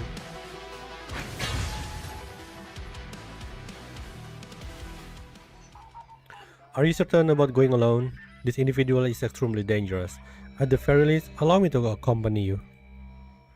If you are there, he will never talk. I need to do this by myself. Don't worry, you will be right outside, right? If anything goes wrong, you can step in. You push the door open and step into the quiet room. The doors click shut behind you, and your eyes are drawn to the figure in the hospital bed. Adelaide! Look, then who is the one that meets with Augustus just now? I thought he was Chief. Time for some punching again. Is the man you put there. Is the man you put there. First victim of Chief. Hello, Chief. I'd nearly given up hope of seeing you again. What an unexpected pleasure. Yeah, you missed my punch. Did you give your superiors your word not to harm me? But I Yep, heard some you access came to this fly. close Yeah, to I forgot to killing use another it. prisoner just 2 days ago. Tell me, Chief, should I find comfort in such fragile promises? Oh, do not misunderstand. I'm perfectly at peace with dying now. Beyond Supreme disappointing Commander, my family by not bringing them gifts, my existence has become quite irrelevant to the war. You calmly take a seat beside the bed. Well, inform us always, you bastard. Who did you persuade to feed you information this time? Not quite persuasion. Even in this city, there are kind souls who doubt the war. People with too many unanswered questions. Occasionally, they can't help but communicate with me. He bears fresh bruises since you last saw him, a stark testament to the communication others had with him. Yet he seems utterly indifferent to them, his attention fixed on the placid stillness you now project. You're no different, are you? What do you mean? Your fury is so unrestrained, Chief. It betrays how ill-prepared you were for this war. By all accounts, you should despise the very idea of war. Yet here you stand, shackled to the front lines, all for dear Hela.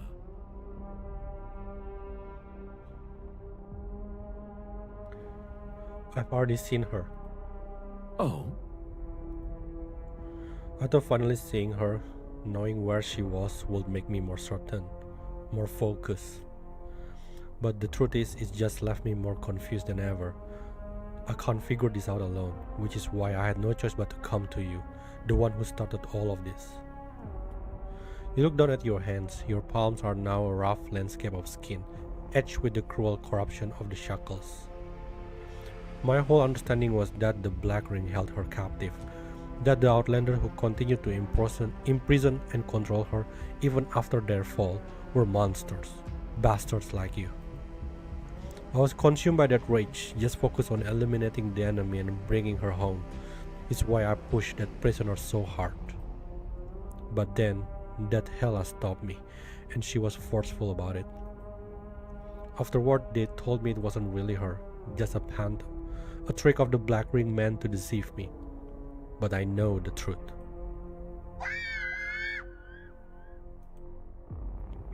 Hela was really there. If she wanted to deceive me, she wouldn't have let go. If she wanted me dead, she had plenty of chances before that. She just came to see me, used the Black Ring's power to reach me. But for what? What did she want me to do? I don't even dream of her anymore, so I need to know. Those things that were with her, the one that sent her, what do they want? They must all want something, to appear to me in her form. So tell me, Sage of the Underground, what did you do with BR-005?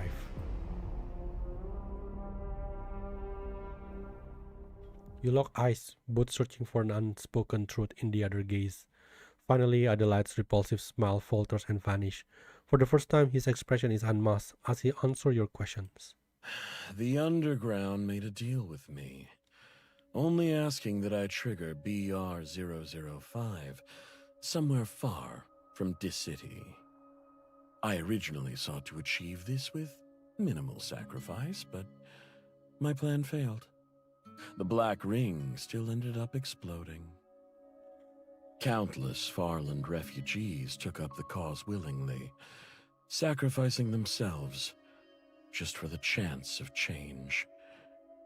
Even as the Black Ring consumed them, they clung to their defiant will.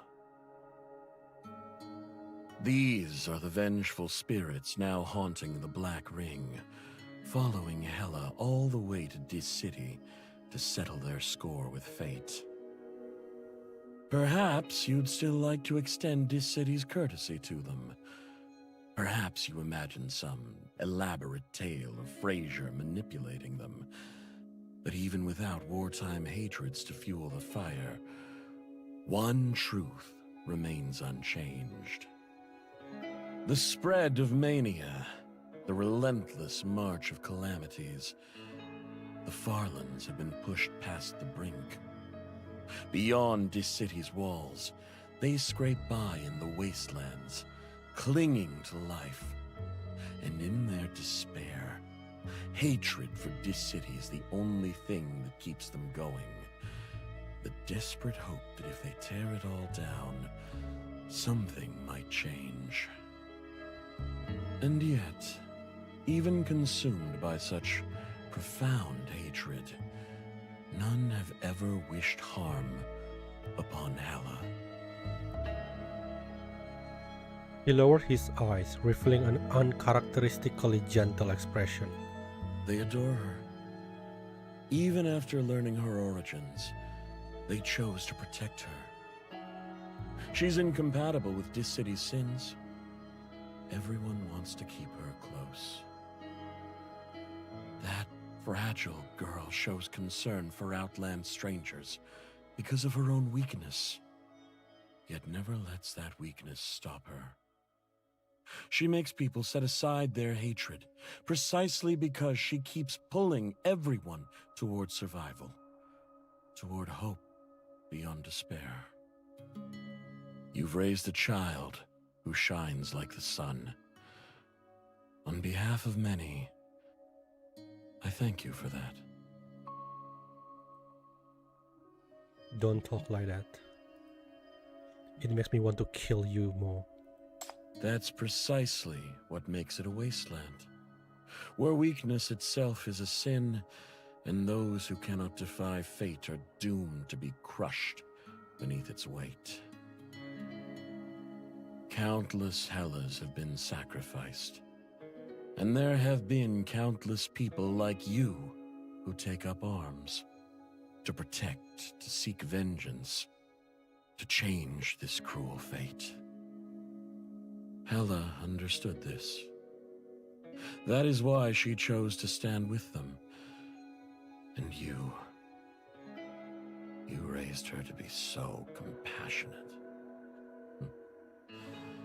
Surely then, you must also understand. Behind BR-005 is no mere apostle or calamity. It is the weight of conviction. A desperate plea for change.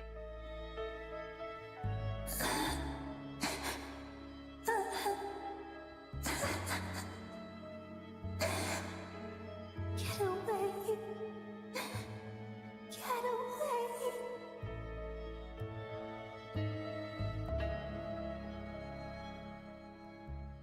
A desperate plea for a change.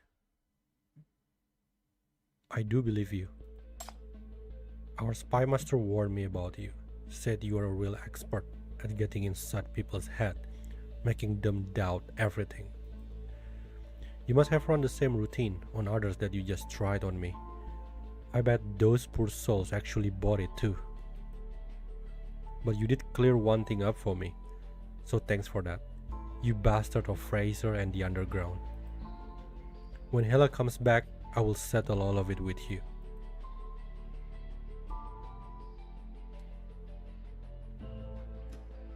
I held back. I didn't lay a finger on him. So, does that help our trust level? Yes, your return was commendable. Has this clarified your earlier concern? Not really, but it's enough to know what I need to do next. To start, you need to meet someone. Max King. Just as the controversy surrounding the mobilization order reaches a fever pitch, Max King reactivates his long-dormant social media account. Without any build-up, a single post bearing his unmistakable style instantly ignites the entire internet. Alright, DCT, let's talk. Straight talk. I get it, the anxiety, the confusion, and even the anger. I feel it too. We're all just people, and nobody gets to sit out the storm. Tomorrow, we vote on the mobilization order. Round 2. This isn't just about the military. This is a historic choice for every single citizen. But here's the truth, my friends. This is our turning point. This is the moment our city-state stands united and leaps toward the future. Let me be clear. This city fate doesn't rest only with soldiers on the front line. It rests on your will, on my will, on everyone's. War isn't some lone hero adventure. It's a choice made by every citizen. It's us, together, unleashing strength we didn't even know we had. Maybe you're just someone from Eastside, a shop owner in West District, a researcher buried in Nirvana's lab. But since when are heroes only the ones holding guns on the battlefield? You can do more than you think. Remember this. Every action, every word of support, every bit of effort, it all pushes this city forward. Don't just watch from the sidelines. This era needs your voice, your passion, your responsibility. We are this city. We don't wait for miracles. We make them. I'm not stopping. I'm keeping this conversation going, and I will keep moving forward.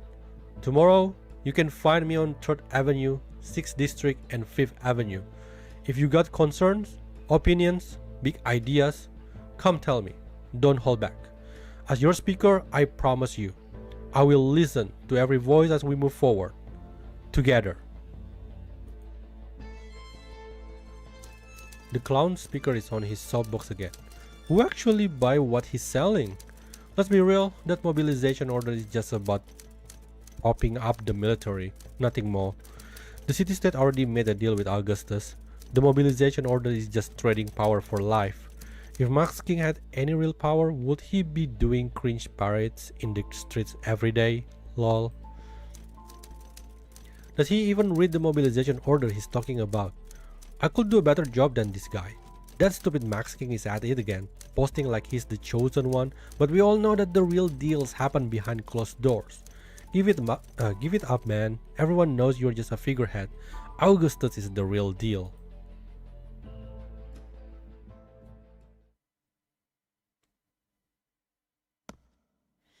Selena wakes to the sound of familiar footsteps.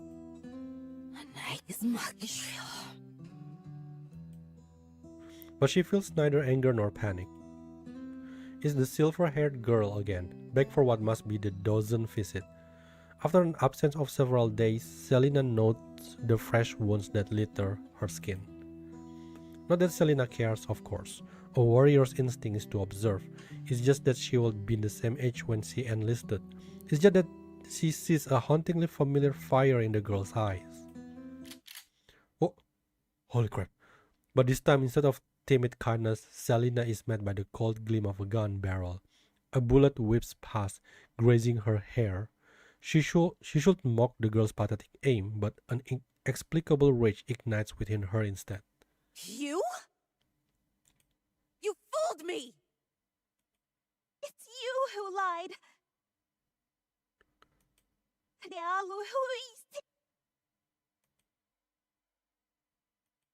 You're...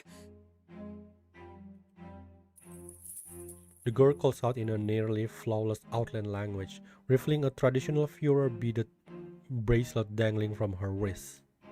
Do you recognize it? It was my mother's. She was an outlander. She taught me her language in secret. I remember every word.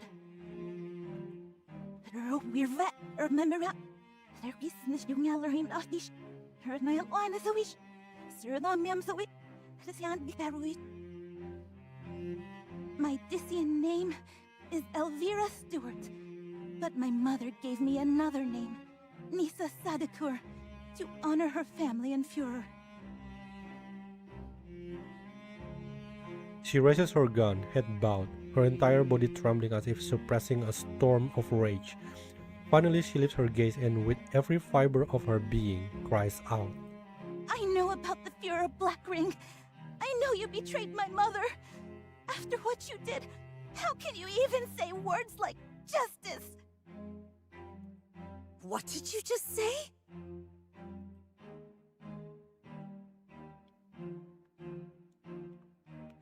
Elvira lied, timid by nature, she nonetheless possessed a surprising talent for performance when the situation demands. That was actually good, almost convinced. And now she has decided the situation demands it. Is she learned that from Sibylla? Is she using Sibylla identity? Alert! Alert! Aurum secretum reaction detected. Outland Sinner has escaped. Repeat, Outland Sinner has escaped. Or maybe like one of Sibylla's friend name.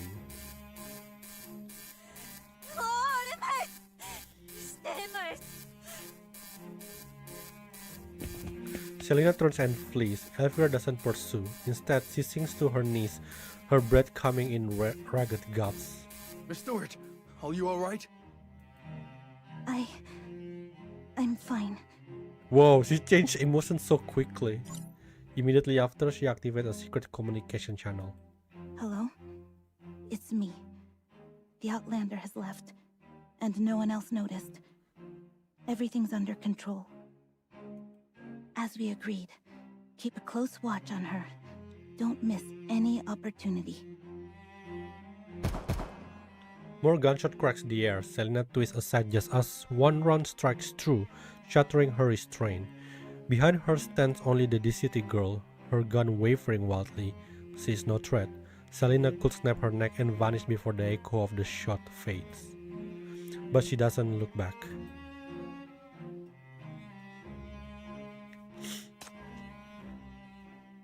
Damn, the acting of Elvira is just so good.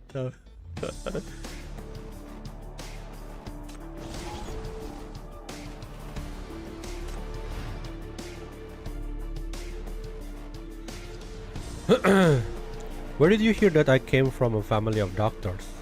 I looked through some files and spotted someone who resembled you. I hardly qualify as a doctor. You, on the other hand, are going around talking to all of us.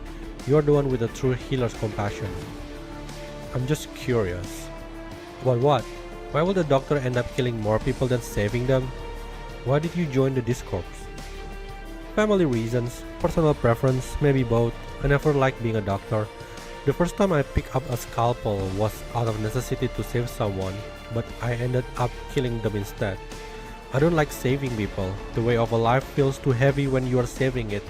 Killing is different. One simple cut and you've taken the life. You should understand this better than I do, Chief. After all, your power is far more lethal than our scalpels.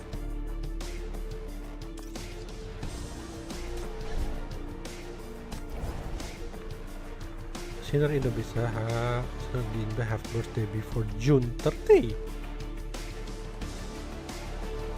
President for Sinner this days. Okay, let's put 99.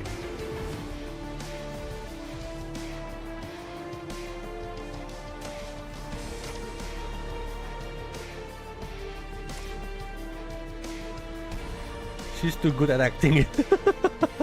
Who teach that?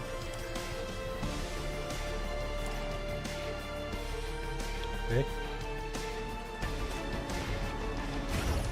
A good weapon is a battle-seasoned weapon, no?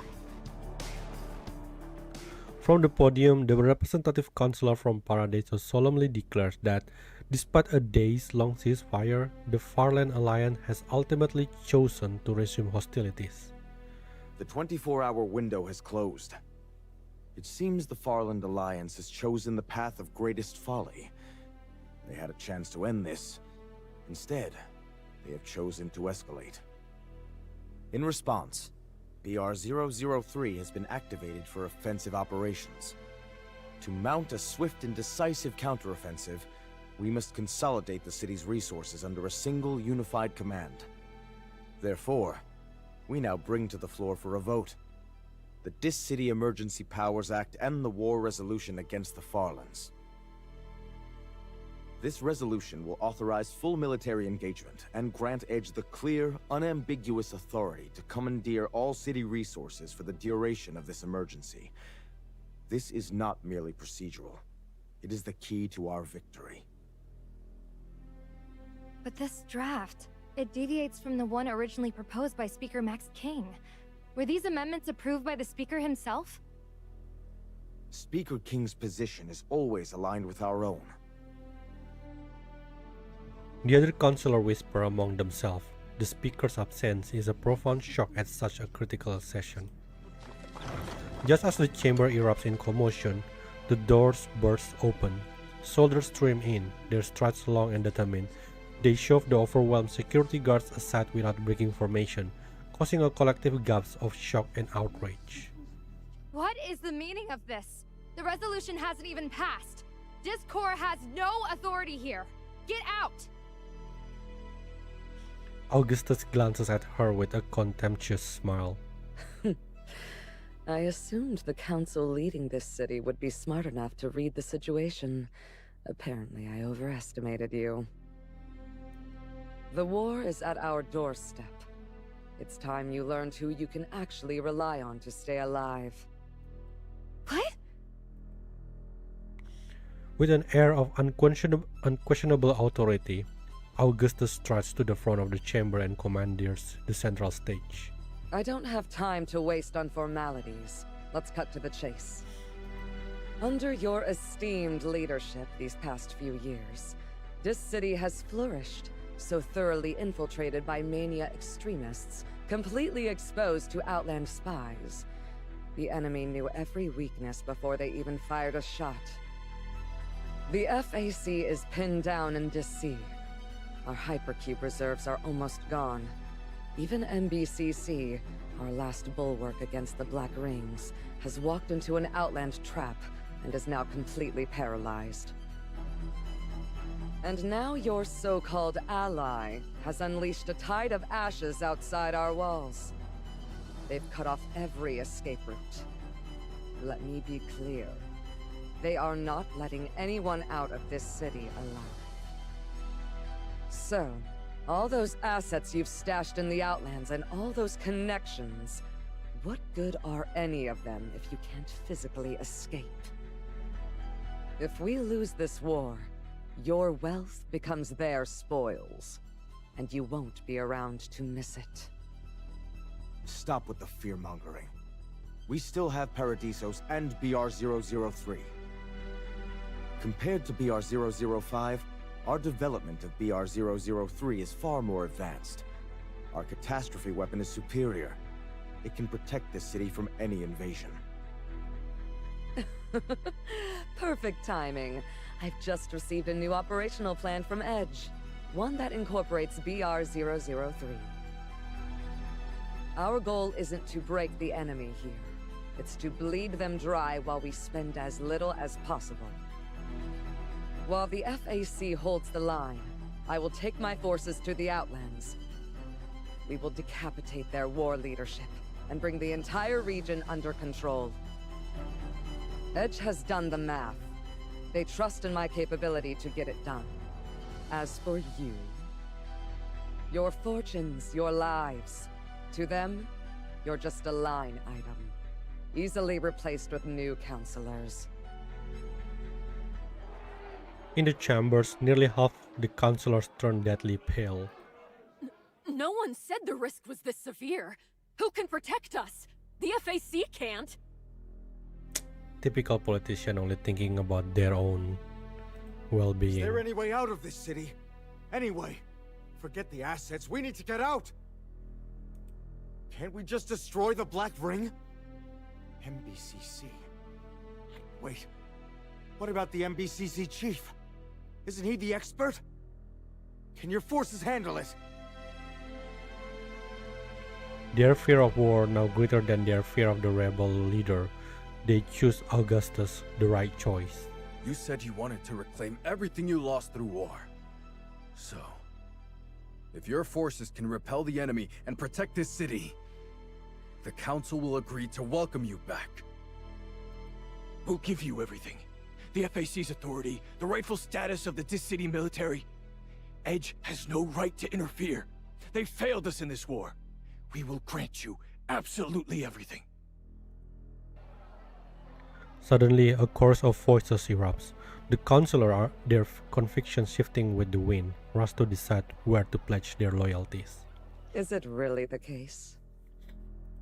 So this chamber is now ready to support me? You're prepared to pardon our past on behalf of the city-state and restore Discord to its rightful place, just like that? And what of my opposition? I know many of you still hold a grudge.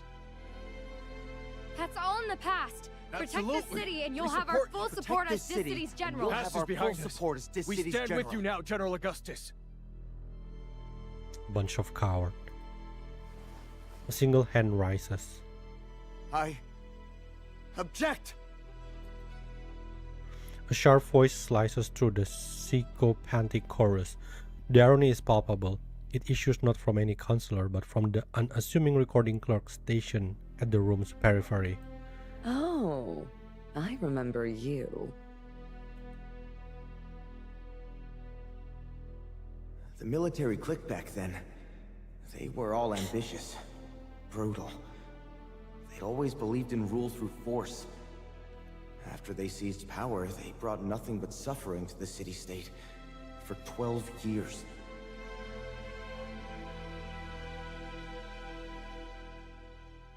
I know exactly what you've done. I may not be a counselor, but I understand the Council's duty. It must resist both the temptation of self-interest and the threat of violence. Its sole purpose is to serve the city-state and its citizens. This is the institution meant to safeguard fairness and justice for all.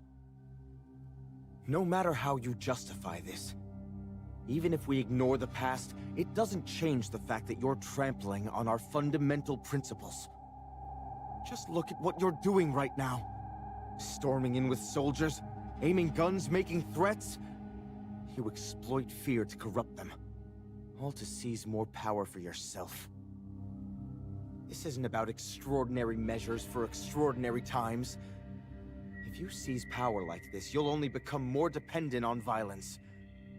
The next time you face a challenge, you'll reach for your guns again, threatening and coercing until we're living the same nightmare all over again. Am I wrong, General Augustus? The answer he received is solitary applause. Only Augustus claps for her challenger, leaving the counselors to watch with ashen face. A fine speech. Do go on. Actually, let me ask. Who else agrees with him? The moment her words hang in the air, a series of explosions thunders from outside, as if answering the general's challenge. It seems our enemy was counting on our schedule today. They've launched a precision strike on this building, hoping to decapitate our council before it can unite. Rest easy, counselors. My troops have already secured an evacuation route. Those who have cast their votes may follow my soldiers to safety. Discord will honor your support by ensuring you live to see tomorrow.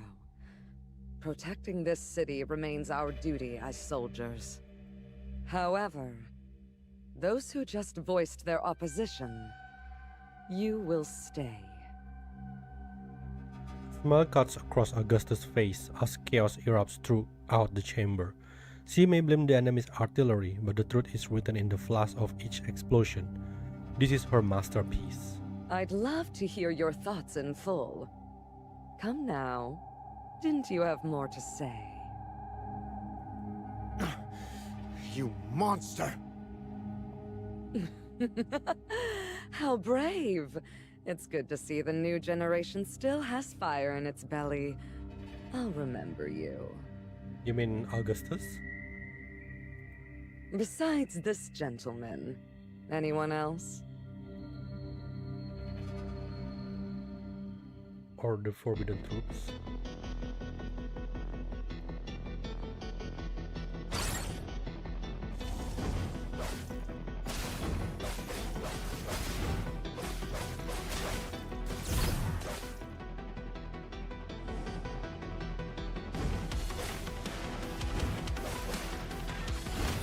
Rush them all!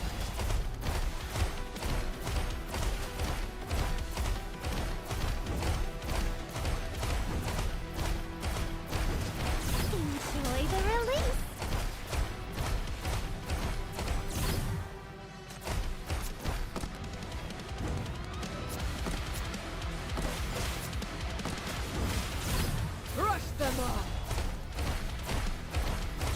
Enjoy the release. Enjoy the release.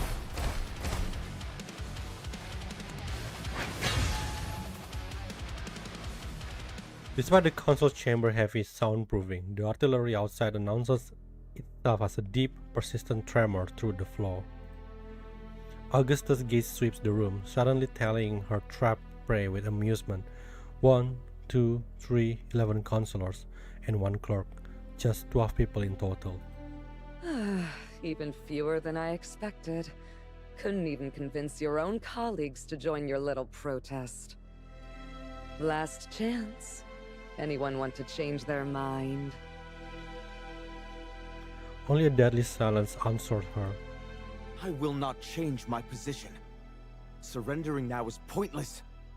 As long as you plot to restore military rule, I will oppose you. The others remain silent and unflinching. They stand firm, surrounded by guns, but in the end, not a single one steps forward to surrender. A genuine smile finally graces Augustus' lips. Good. I was hoping you'd say that. Then let's stop the posturing. Time for the city-state's most stubborn counselors to see what Discord is really made of.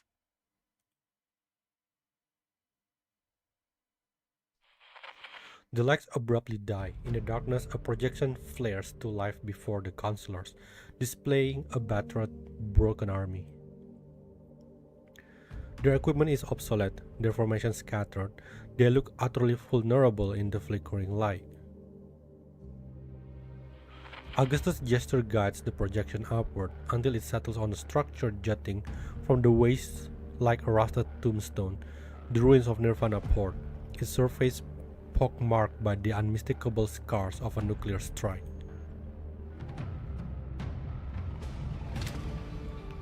Long after the image fades, a stunned silence holds the chamber. Augustus intends to give them time to absorb the shock, but as the quiet stretches too long, she can't suppress a soft chuckle. Sorry to disappoint, but this is the reality. How powerful did you think an army of exiles could be after years in the wilderness? Our gear is obsolete. Our ranks can't be replenished. We've been wandering through sandstorms for years, struggling for basic supplies. These soldiers are covered in wounds. Men who did the city-state's dirty work only to be cast aside. Mania corruption is eating them alive. Their morale is shattered. Their minds are hanging by a thread. This is the army I command. It can't defeat anything. It can only frighten you. BR-003 is no different. Just a bluff. Edge can't actually deliver precision catastrophic strikes. The enemy saw right through it. That's why they've ignored our warning and expanded the battlefield. But you're still lost in a fantasy. You fear us. You publicly reject us. But secretly, you still believe we'll somehow defeat the enemy at your doorstep.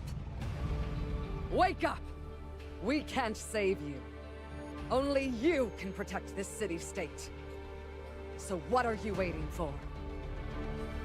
Economics, logistics, intelligence, they're all battlefields.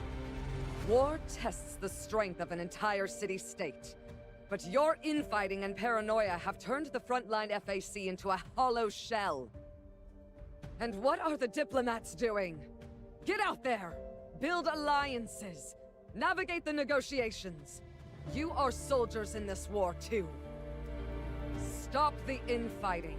Stop the suspicion. Unite your allies. Pool your resources. Fight with everything you've got. Your tactics, your wisdom, your very lives. Get up every time you fall. That is how you fight. So what if I try to seize power later? Then stand up to me like you are now. Show some backbone against intimidation.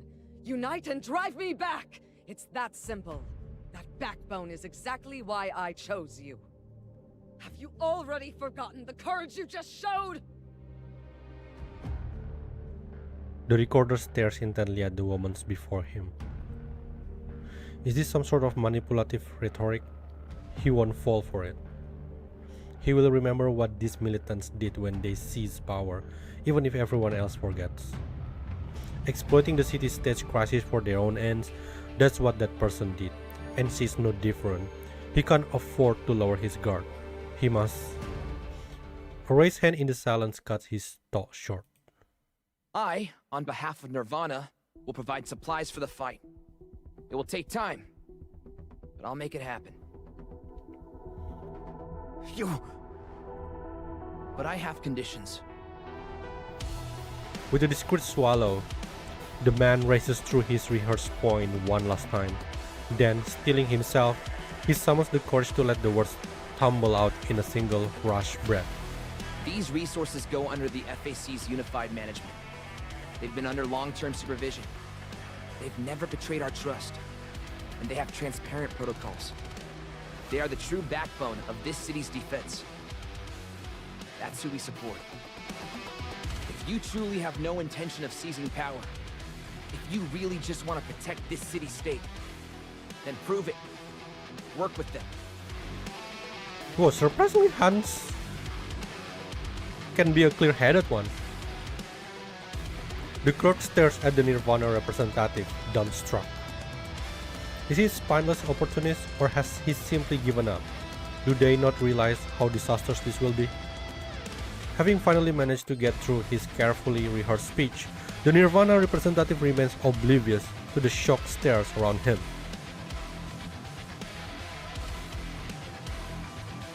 You've got to be kidding me. Quinn is donating stockpiled resources to the FAC? Is that actually true? And why would they come to you, of all people? My dear friend, is it not obvious? They've seen my live streams. Everyone's reaching out. Plenty want to donate hypercubes to support our brave soldiers in the FAC. It's done wonders for their reputation in the West District. I tell you, some are even saying Quinn ought to have a hand in building the new mine. Damn, Irene, thank you! You can't be serious. Quinn's president is Irene Campbell, from Fraser's Campbell family. This city would never let her get anywhere near the West District mine. The 9th Agency is already looking into Wait, give me a second.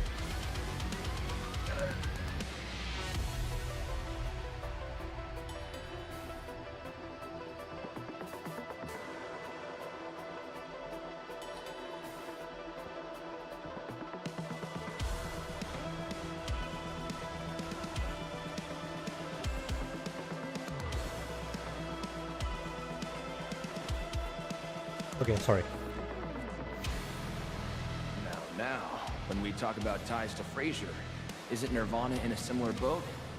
The impression you left during the Great Expo. Not so easily forgotten. Well, that... Such a sugar mommy. Explain. Oh, just where is I really want Irene to show up already, seriously. Let's not dwell on the past. Focus on the future. Your rivals are already putting on quite the show of allegiance. It's not too late. Like you said, Nirvana's still a step above the Campbells. As long as you're willing to make a move, you won't lose to her. With that, the speaker handed over a check, a large sum, with an auspicious serial number that happens to be Parfait favorite sequence of digits. I don't have the authority to deploy corporate assets. But there are external contractors. I can send you their contacts. Don't mention my name. Naturally, your heroism will be remembered.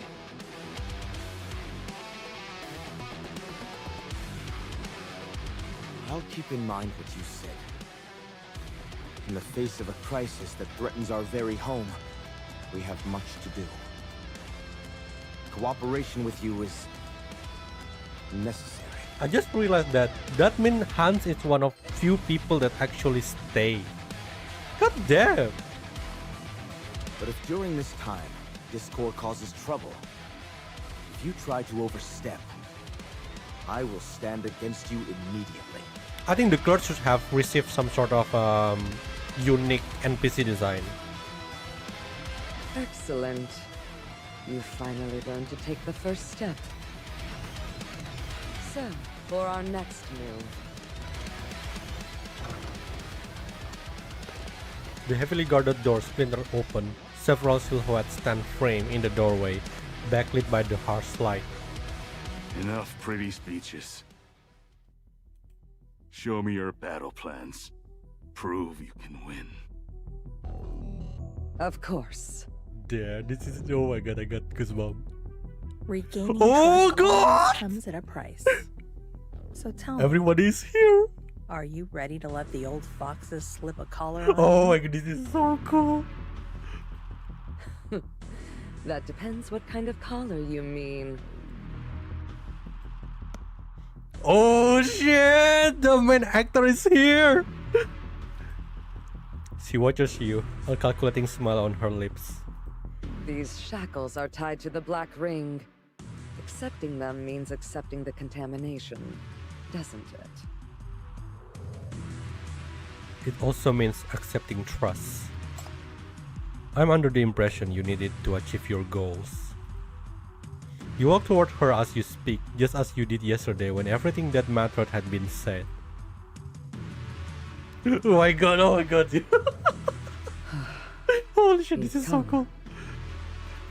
Our partnership ended a long time ago. Took you long enough to come say goodbye. I'm not here to say goodbye. I'm here to return to the battlefield. You and your troops still need someone who can fight alongside you, don't you? If taking the entire city-state was something you could do alone, you wouldn't have come to me in the first place. You wouldn't have waited. You said you need someone who can fight with you.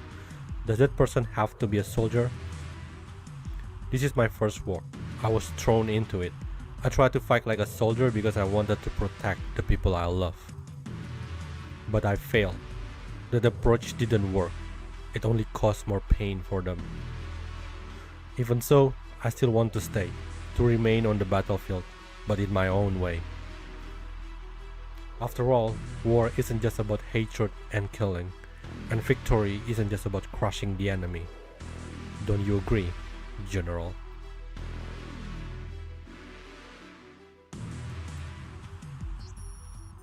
MK's feed is constantly updating. Once a major internet celebrity, he now commands everyone's attention with every comment he makes about the ongoing chaos. In addition to Queen and Nirvana's full support, the DCT Council has received a massive amount of mysterious funding from the Outland, and through the same channel, they have brought a huge supply of hypercube. This should have been impossible. Razer never trusts outsiders on strategic operations. How could this possibly be? Nevertheless, when MK shares the news, people find a new sense of hope. As public tension quickly eases, so does hostility, leading to a significant drop in the disputes, conflict, and violent incidents that have been troubling the city-state. Those Outland elite operatives are too organized. They had to have inside help. If we can trace their comms, we might find the source. You said you could fix this, so hurry up. This war with them makes me sick. Excellent work, Miss Stewart. You've got more talent than I gave you credit for.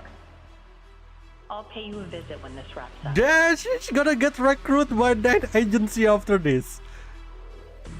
Yo. I think if it's like the name agency send the White Stone industry to infiltrate, they will also be cool.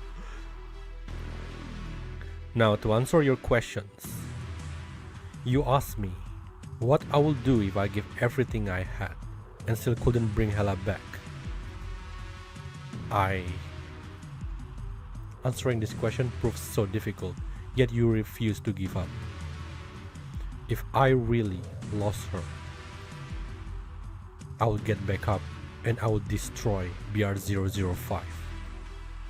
Then BR-003, BR-000, all of them, and every single bastard who creates them, every opportunist who tries to profit from them. Hatred won't heal me. The pain and suffering, they are half from the mania itself, and half from those vultures who feed on them, From now on, they are my enemies. I don't care about city-state or stances. None of it matters now.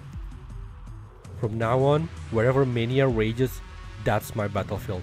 My enemy is all the suffering it brings. What happened to Hela, what I've been through, I won't let that happen to anyone else. So no matter what it costs me, no matter how many times I fail, even if it takes the rest of my life, I will keep fighting until I achieve total victory or until I die. That is my answer. I can't be your soldier, but it seems like we are headed to the same battlefield. If it's acceptance and trust you're looking for, you can find it in me as your comrade. Right now I'm fighting to end this Black Ring War. Will you be willing to stand shoulder to shoulder with someone like that?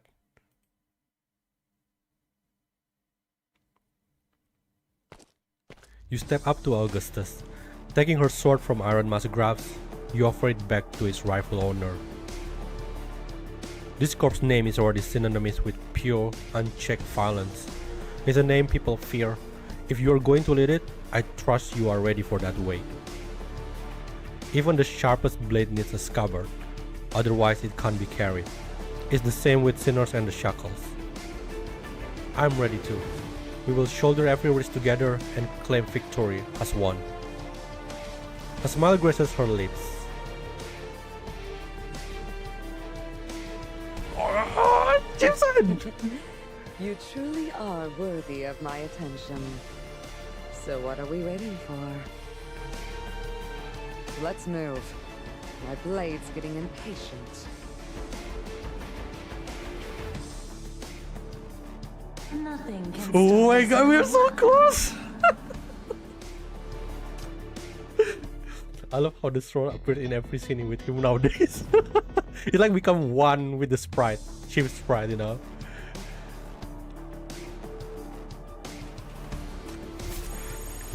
Everybody are disassembled. The team has assembled. We are all unite. This is like BR002 all over again, but this time on the city scale. All right, Millie. Don't be nervous. Time to put on your best show. We've completed our analysis of those things. Their function is very similar to your own ability. Edge has accelerated development. The first batch of operational gear is ready. The operators are in training, and the new tactical framework is almost finalized. The team is composed of volunteers. All of them are elite soldiers. High skill, higher morale.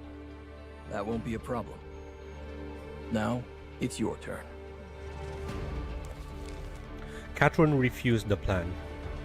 And this is how you plan to stop the second nuke? We still have you, don't we? What with my little spoon-bending party trick? That trick is how we win. You expect me to fight a nuclear weapon? Getting cold feet? I thought you'd outgrown the idea that a nuke is the ultimate power. Still trying to sweet-talk me? I know a gamble when I see one. But fine. I'll admit it.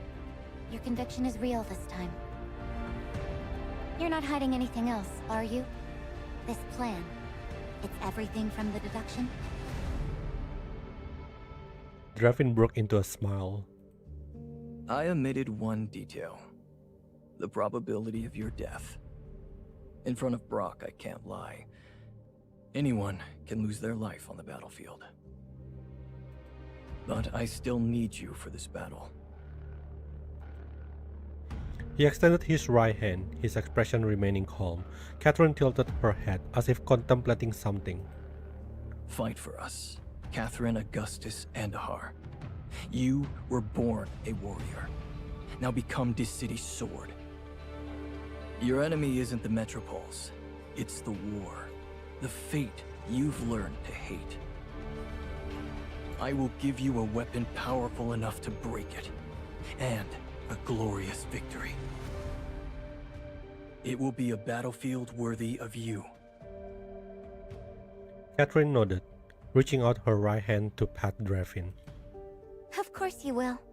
This is my debut, after all. Don't you dare screw it up.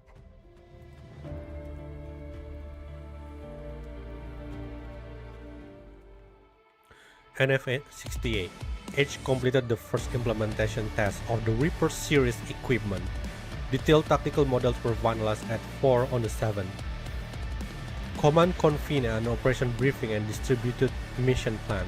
Simultaneously, Major Dravin obtained agreement from the operation linchpin, Catherine Andohar. Catherine officially entered the operation sequence. Dravin issued authorization document, codenamed Air A0, Operation Skyfall, aimed at overthrowing the world's most powerful force, was officially launched. Units 4 and 5 in position. Ready to initiate resonance conduction on your mark. Fanon piloted the C-4N fighter aircraft with Catherine aboard. Reaching high altitude, wind speed was 15 knots. Weather conditions were stable. Reaper prototype wielders number 168 completed distributed deployment. Magnetic poles calibration and band synchronization were finalized. Relative deviation was contained within ±1.4%. The primarily magnetic field manipulator, Catherine Augustus Andohar, completed final synchronization with the remaining Reaper wielder. The target warhead was scheduled to enter interference range in 2 minutes. Operation Skyfall entered the active combat phase. Alright, Catherine, you're up. The Reapers are in position. Now go show them what you've got and bring us a big win. I've got you covered.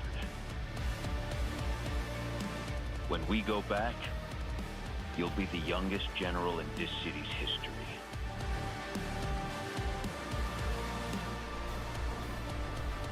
Aircraft squadron arrived at the designated combat airspace in waves, forming an encirclement formation. Enemy warhead was confirmed at the maximum range of the magnetic capture zone. Enemy nuclear warhead entered the early warning response area. Magnetic field resonance was activated at maximum power. The initial trajectory deviation of the nuclear warhead was detected. Her heart racing. The 14-year-old gripped the red crystal flower that bloomed in Fanon's hand. She could feel the magnetic fields around her, one after another, converging and interweaving at the center. 1, 2, 3. None of you are getting away. Whoa, holy crap. Target warhead was controlled to crash in the designated Watson buffer zone. The original nuclear targets, primary target DCT and the secondary target Nirvana port remain undamaged. All combat units completed their return. Some Reaper equipment was damaged. 5 test operators were lost in actions. Catherine Andohar successfully completed her first mission and was confirmed safe and unharmed. Major Dravin issued on-site verification. Operation Skyfall and Reaper equipment data were classified under the highest security clearance in the Independence Army archives.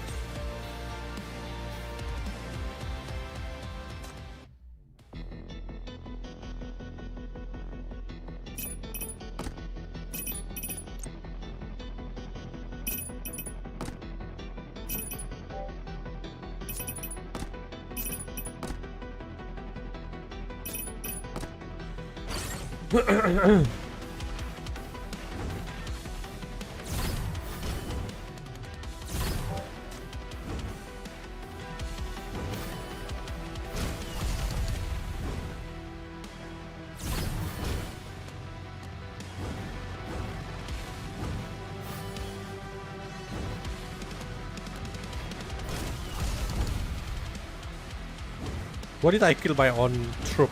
Wonder.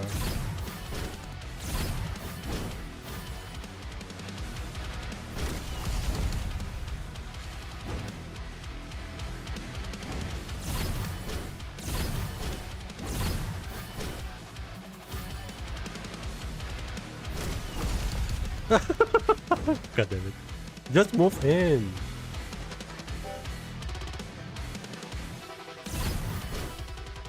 Am I dead? Oh crap, I think I'm losing.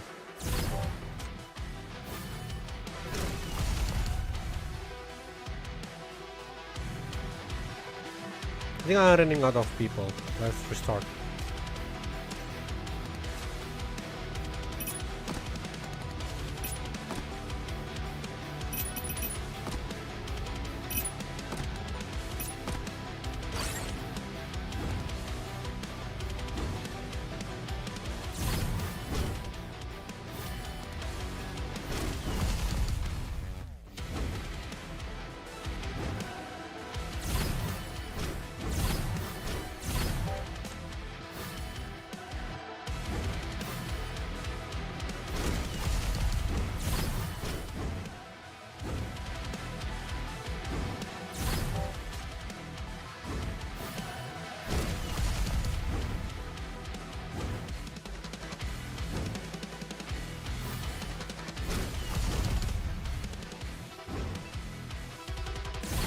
Eh, I'm running out already? Oh shit, they have so many.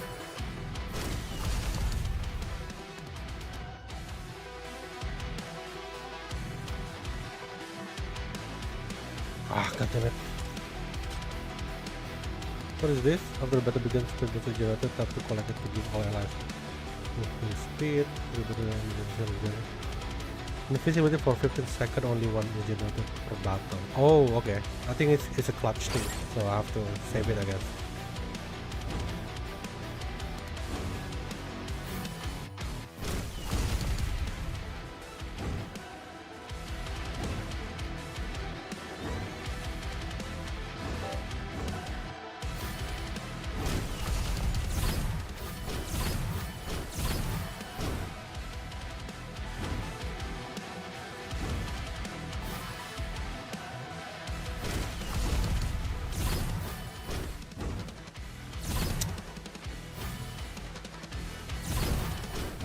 Sure. Wait, what? What about my invisibility?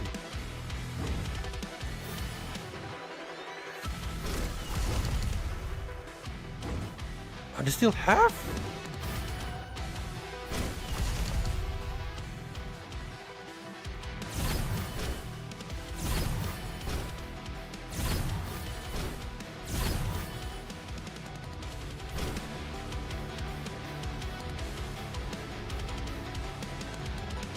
I think I'll get more at the very least.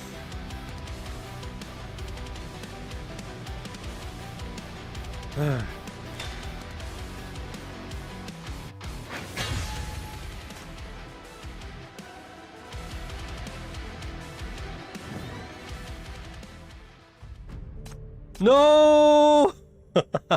Is Anne here?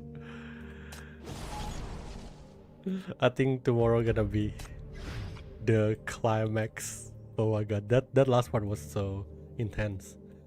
Okay, what is this? October 5, NFX 68. The mysterious flower continues to corrupt Adjutant Fenon's mind. He has grown significantly more aggressive, and he displays an inexplicable desire to kill. The only reason he hasn't gone insane is his powerful will holding on to his rationality.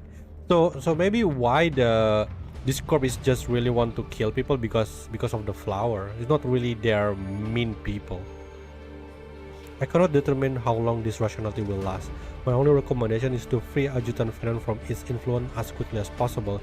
If no action is taken, he will soon degenerate into an unpredictable presence, while the real Fenon will suffer tremendously. At the point, perhaps death will be a mercy. Draven responds, "Save him at all costs. His life is far more important than he himself realizes."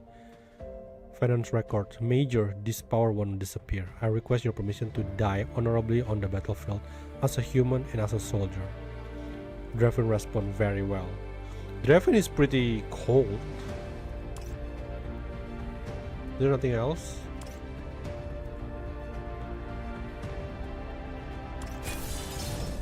Alright, so we are almost at the end.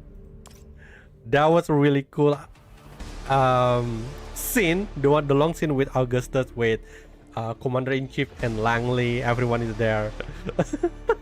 It's really good setup for the last episode tomorrow. No wonder they put everyone in here. I just realized that all of that was related to this. So we got the Commander-in-Chief, the Iron Mask, Max King, Elvira, Langley, and the Paradisos. It all makes sense now. What I'm confused, like, what is the meaning of like Cyclin facing against Adelaide over here? So maybe she will actually fighting again Adelaide. I don't know. It's kind of like maybe has been hinted since the very beginning. But yeah, we are so nearing the end. So hype for tomorrow.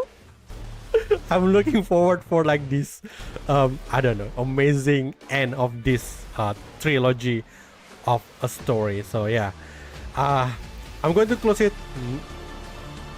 Yeah, I'm going to close it now. So thank you all for coming, and please look forward with tomorrow's stream because it's going to be like the closing of this chapter, right?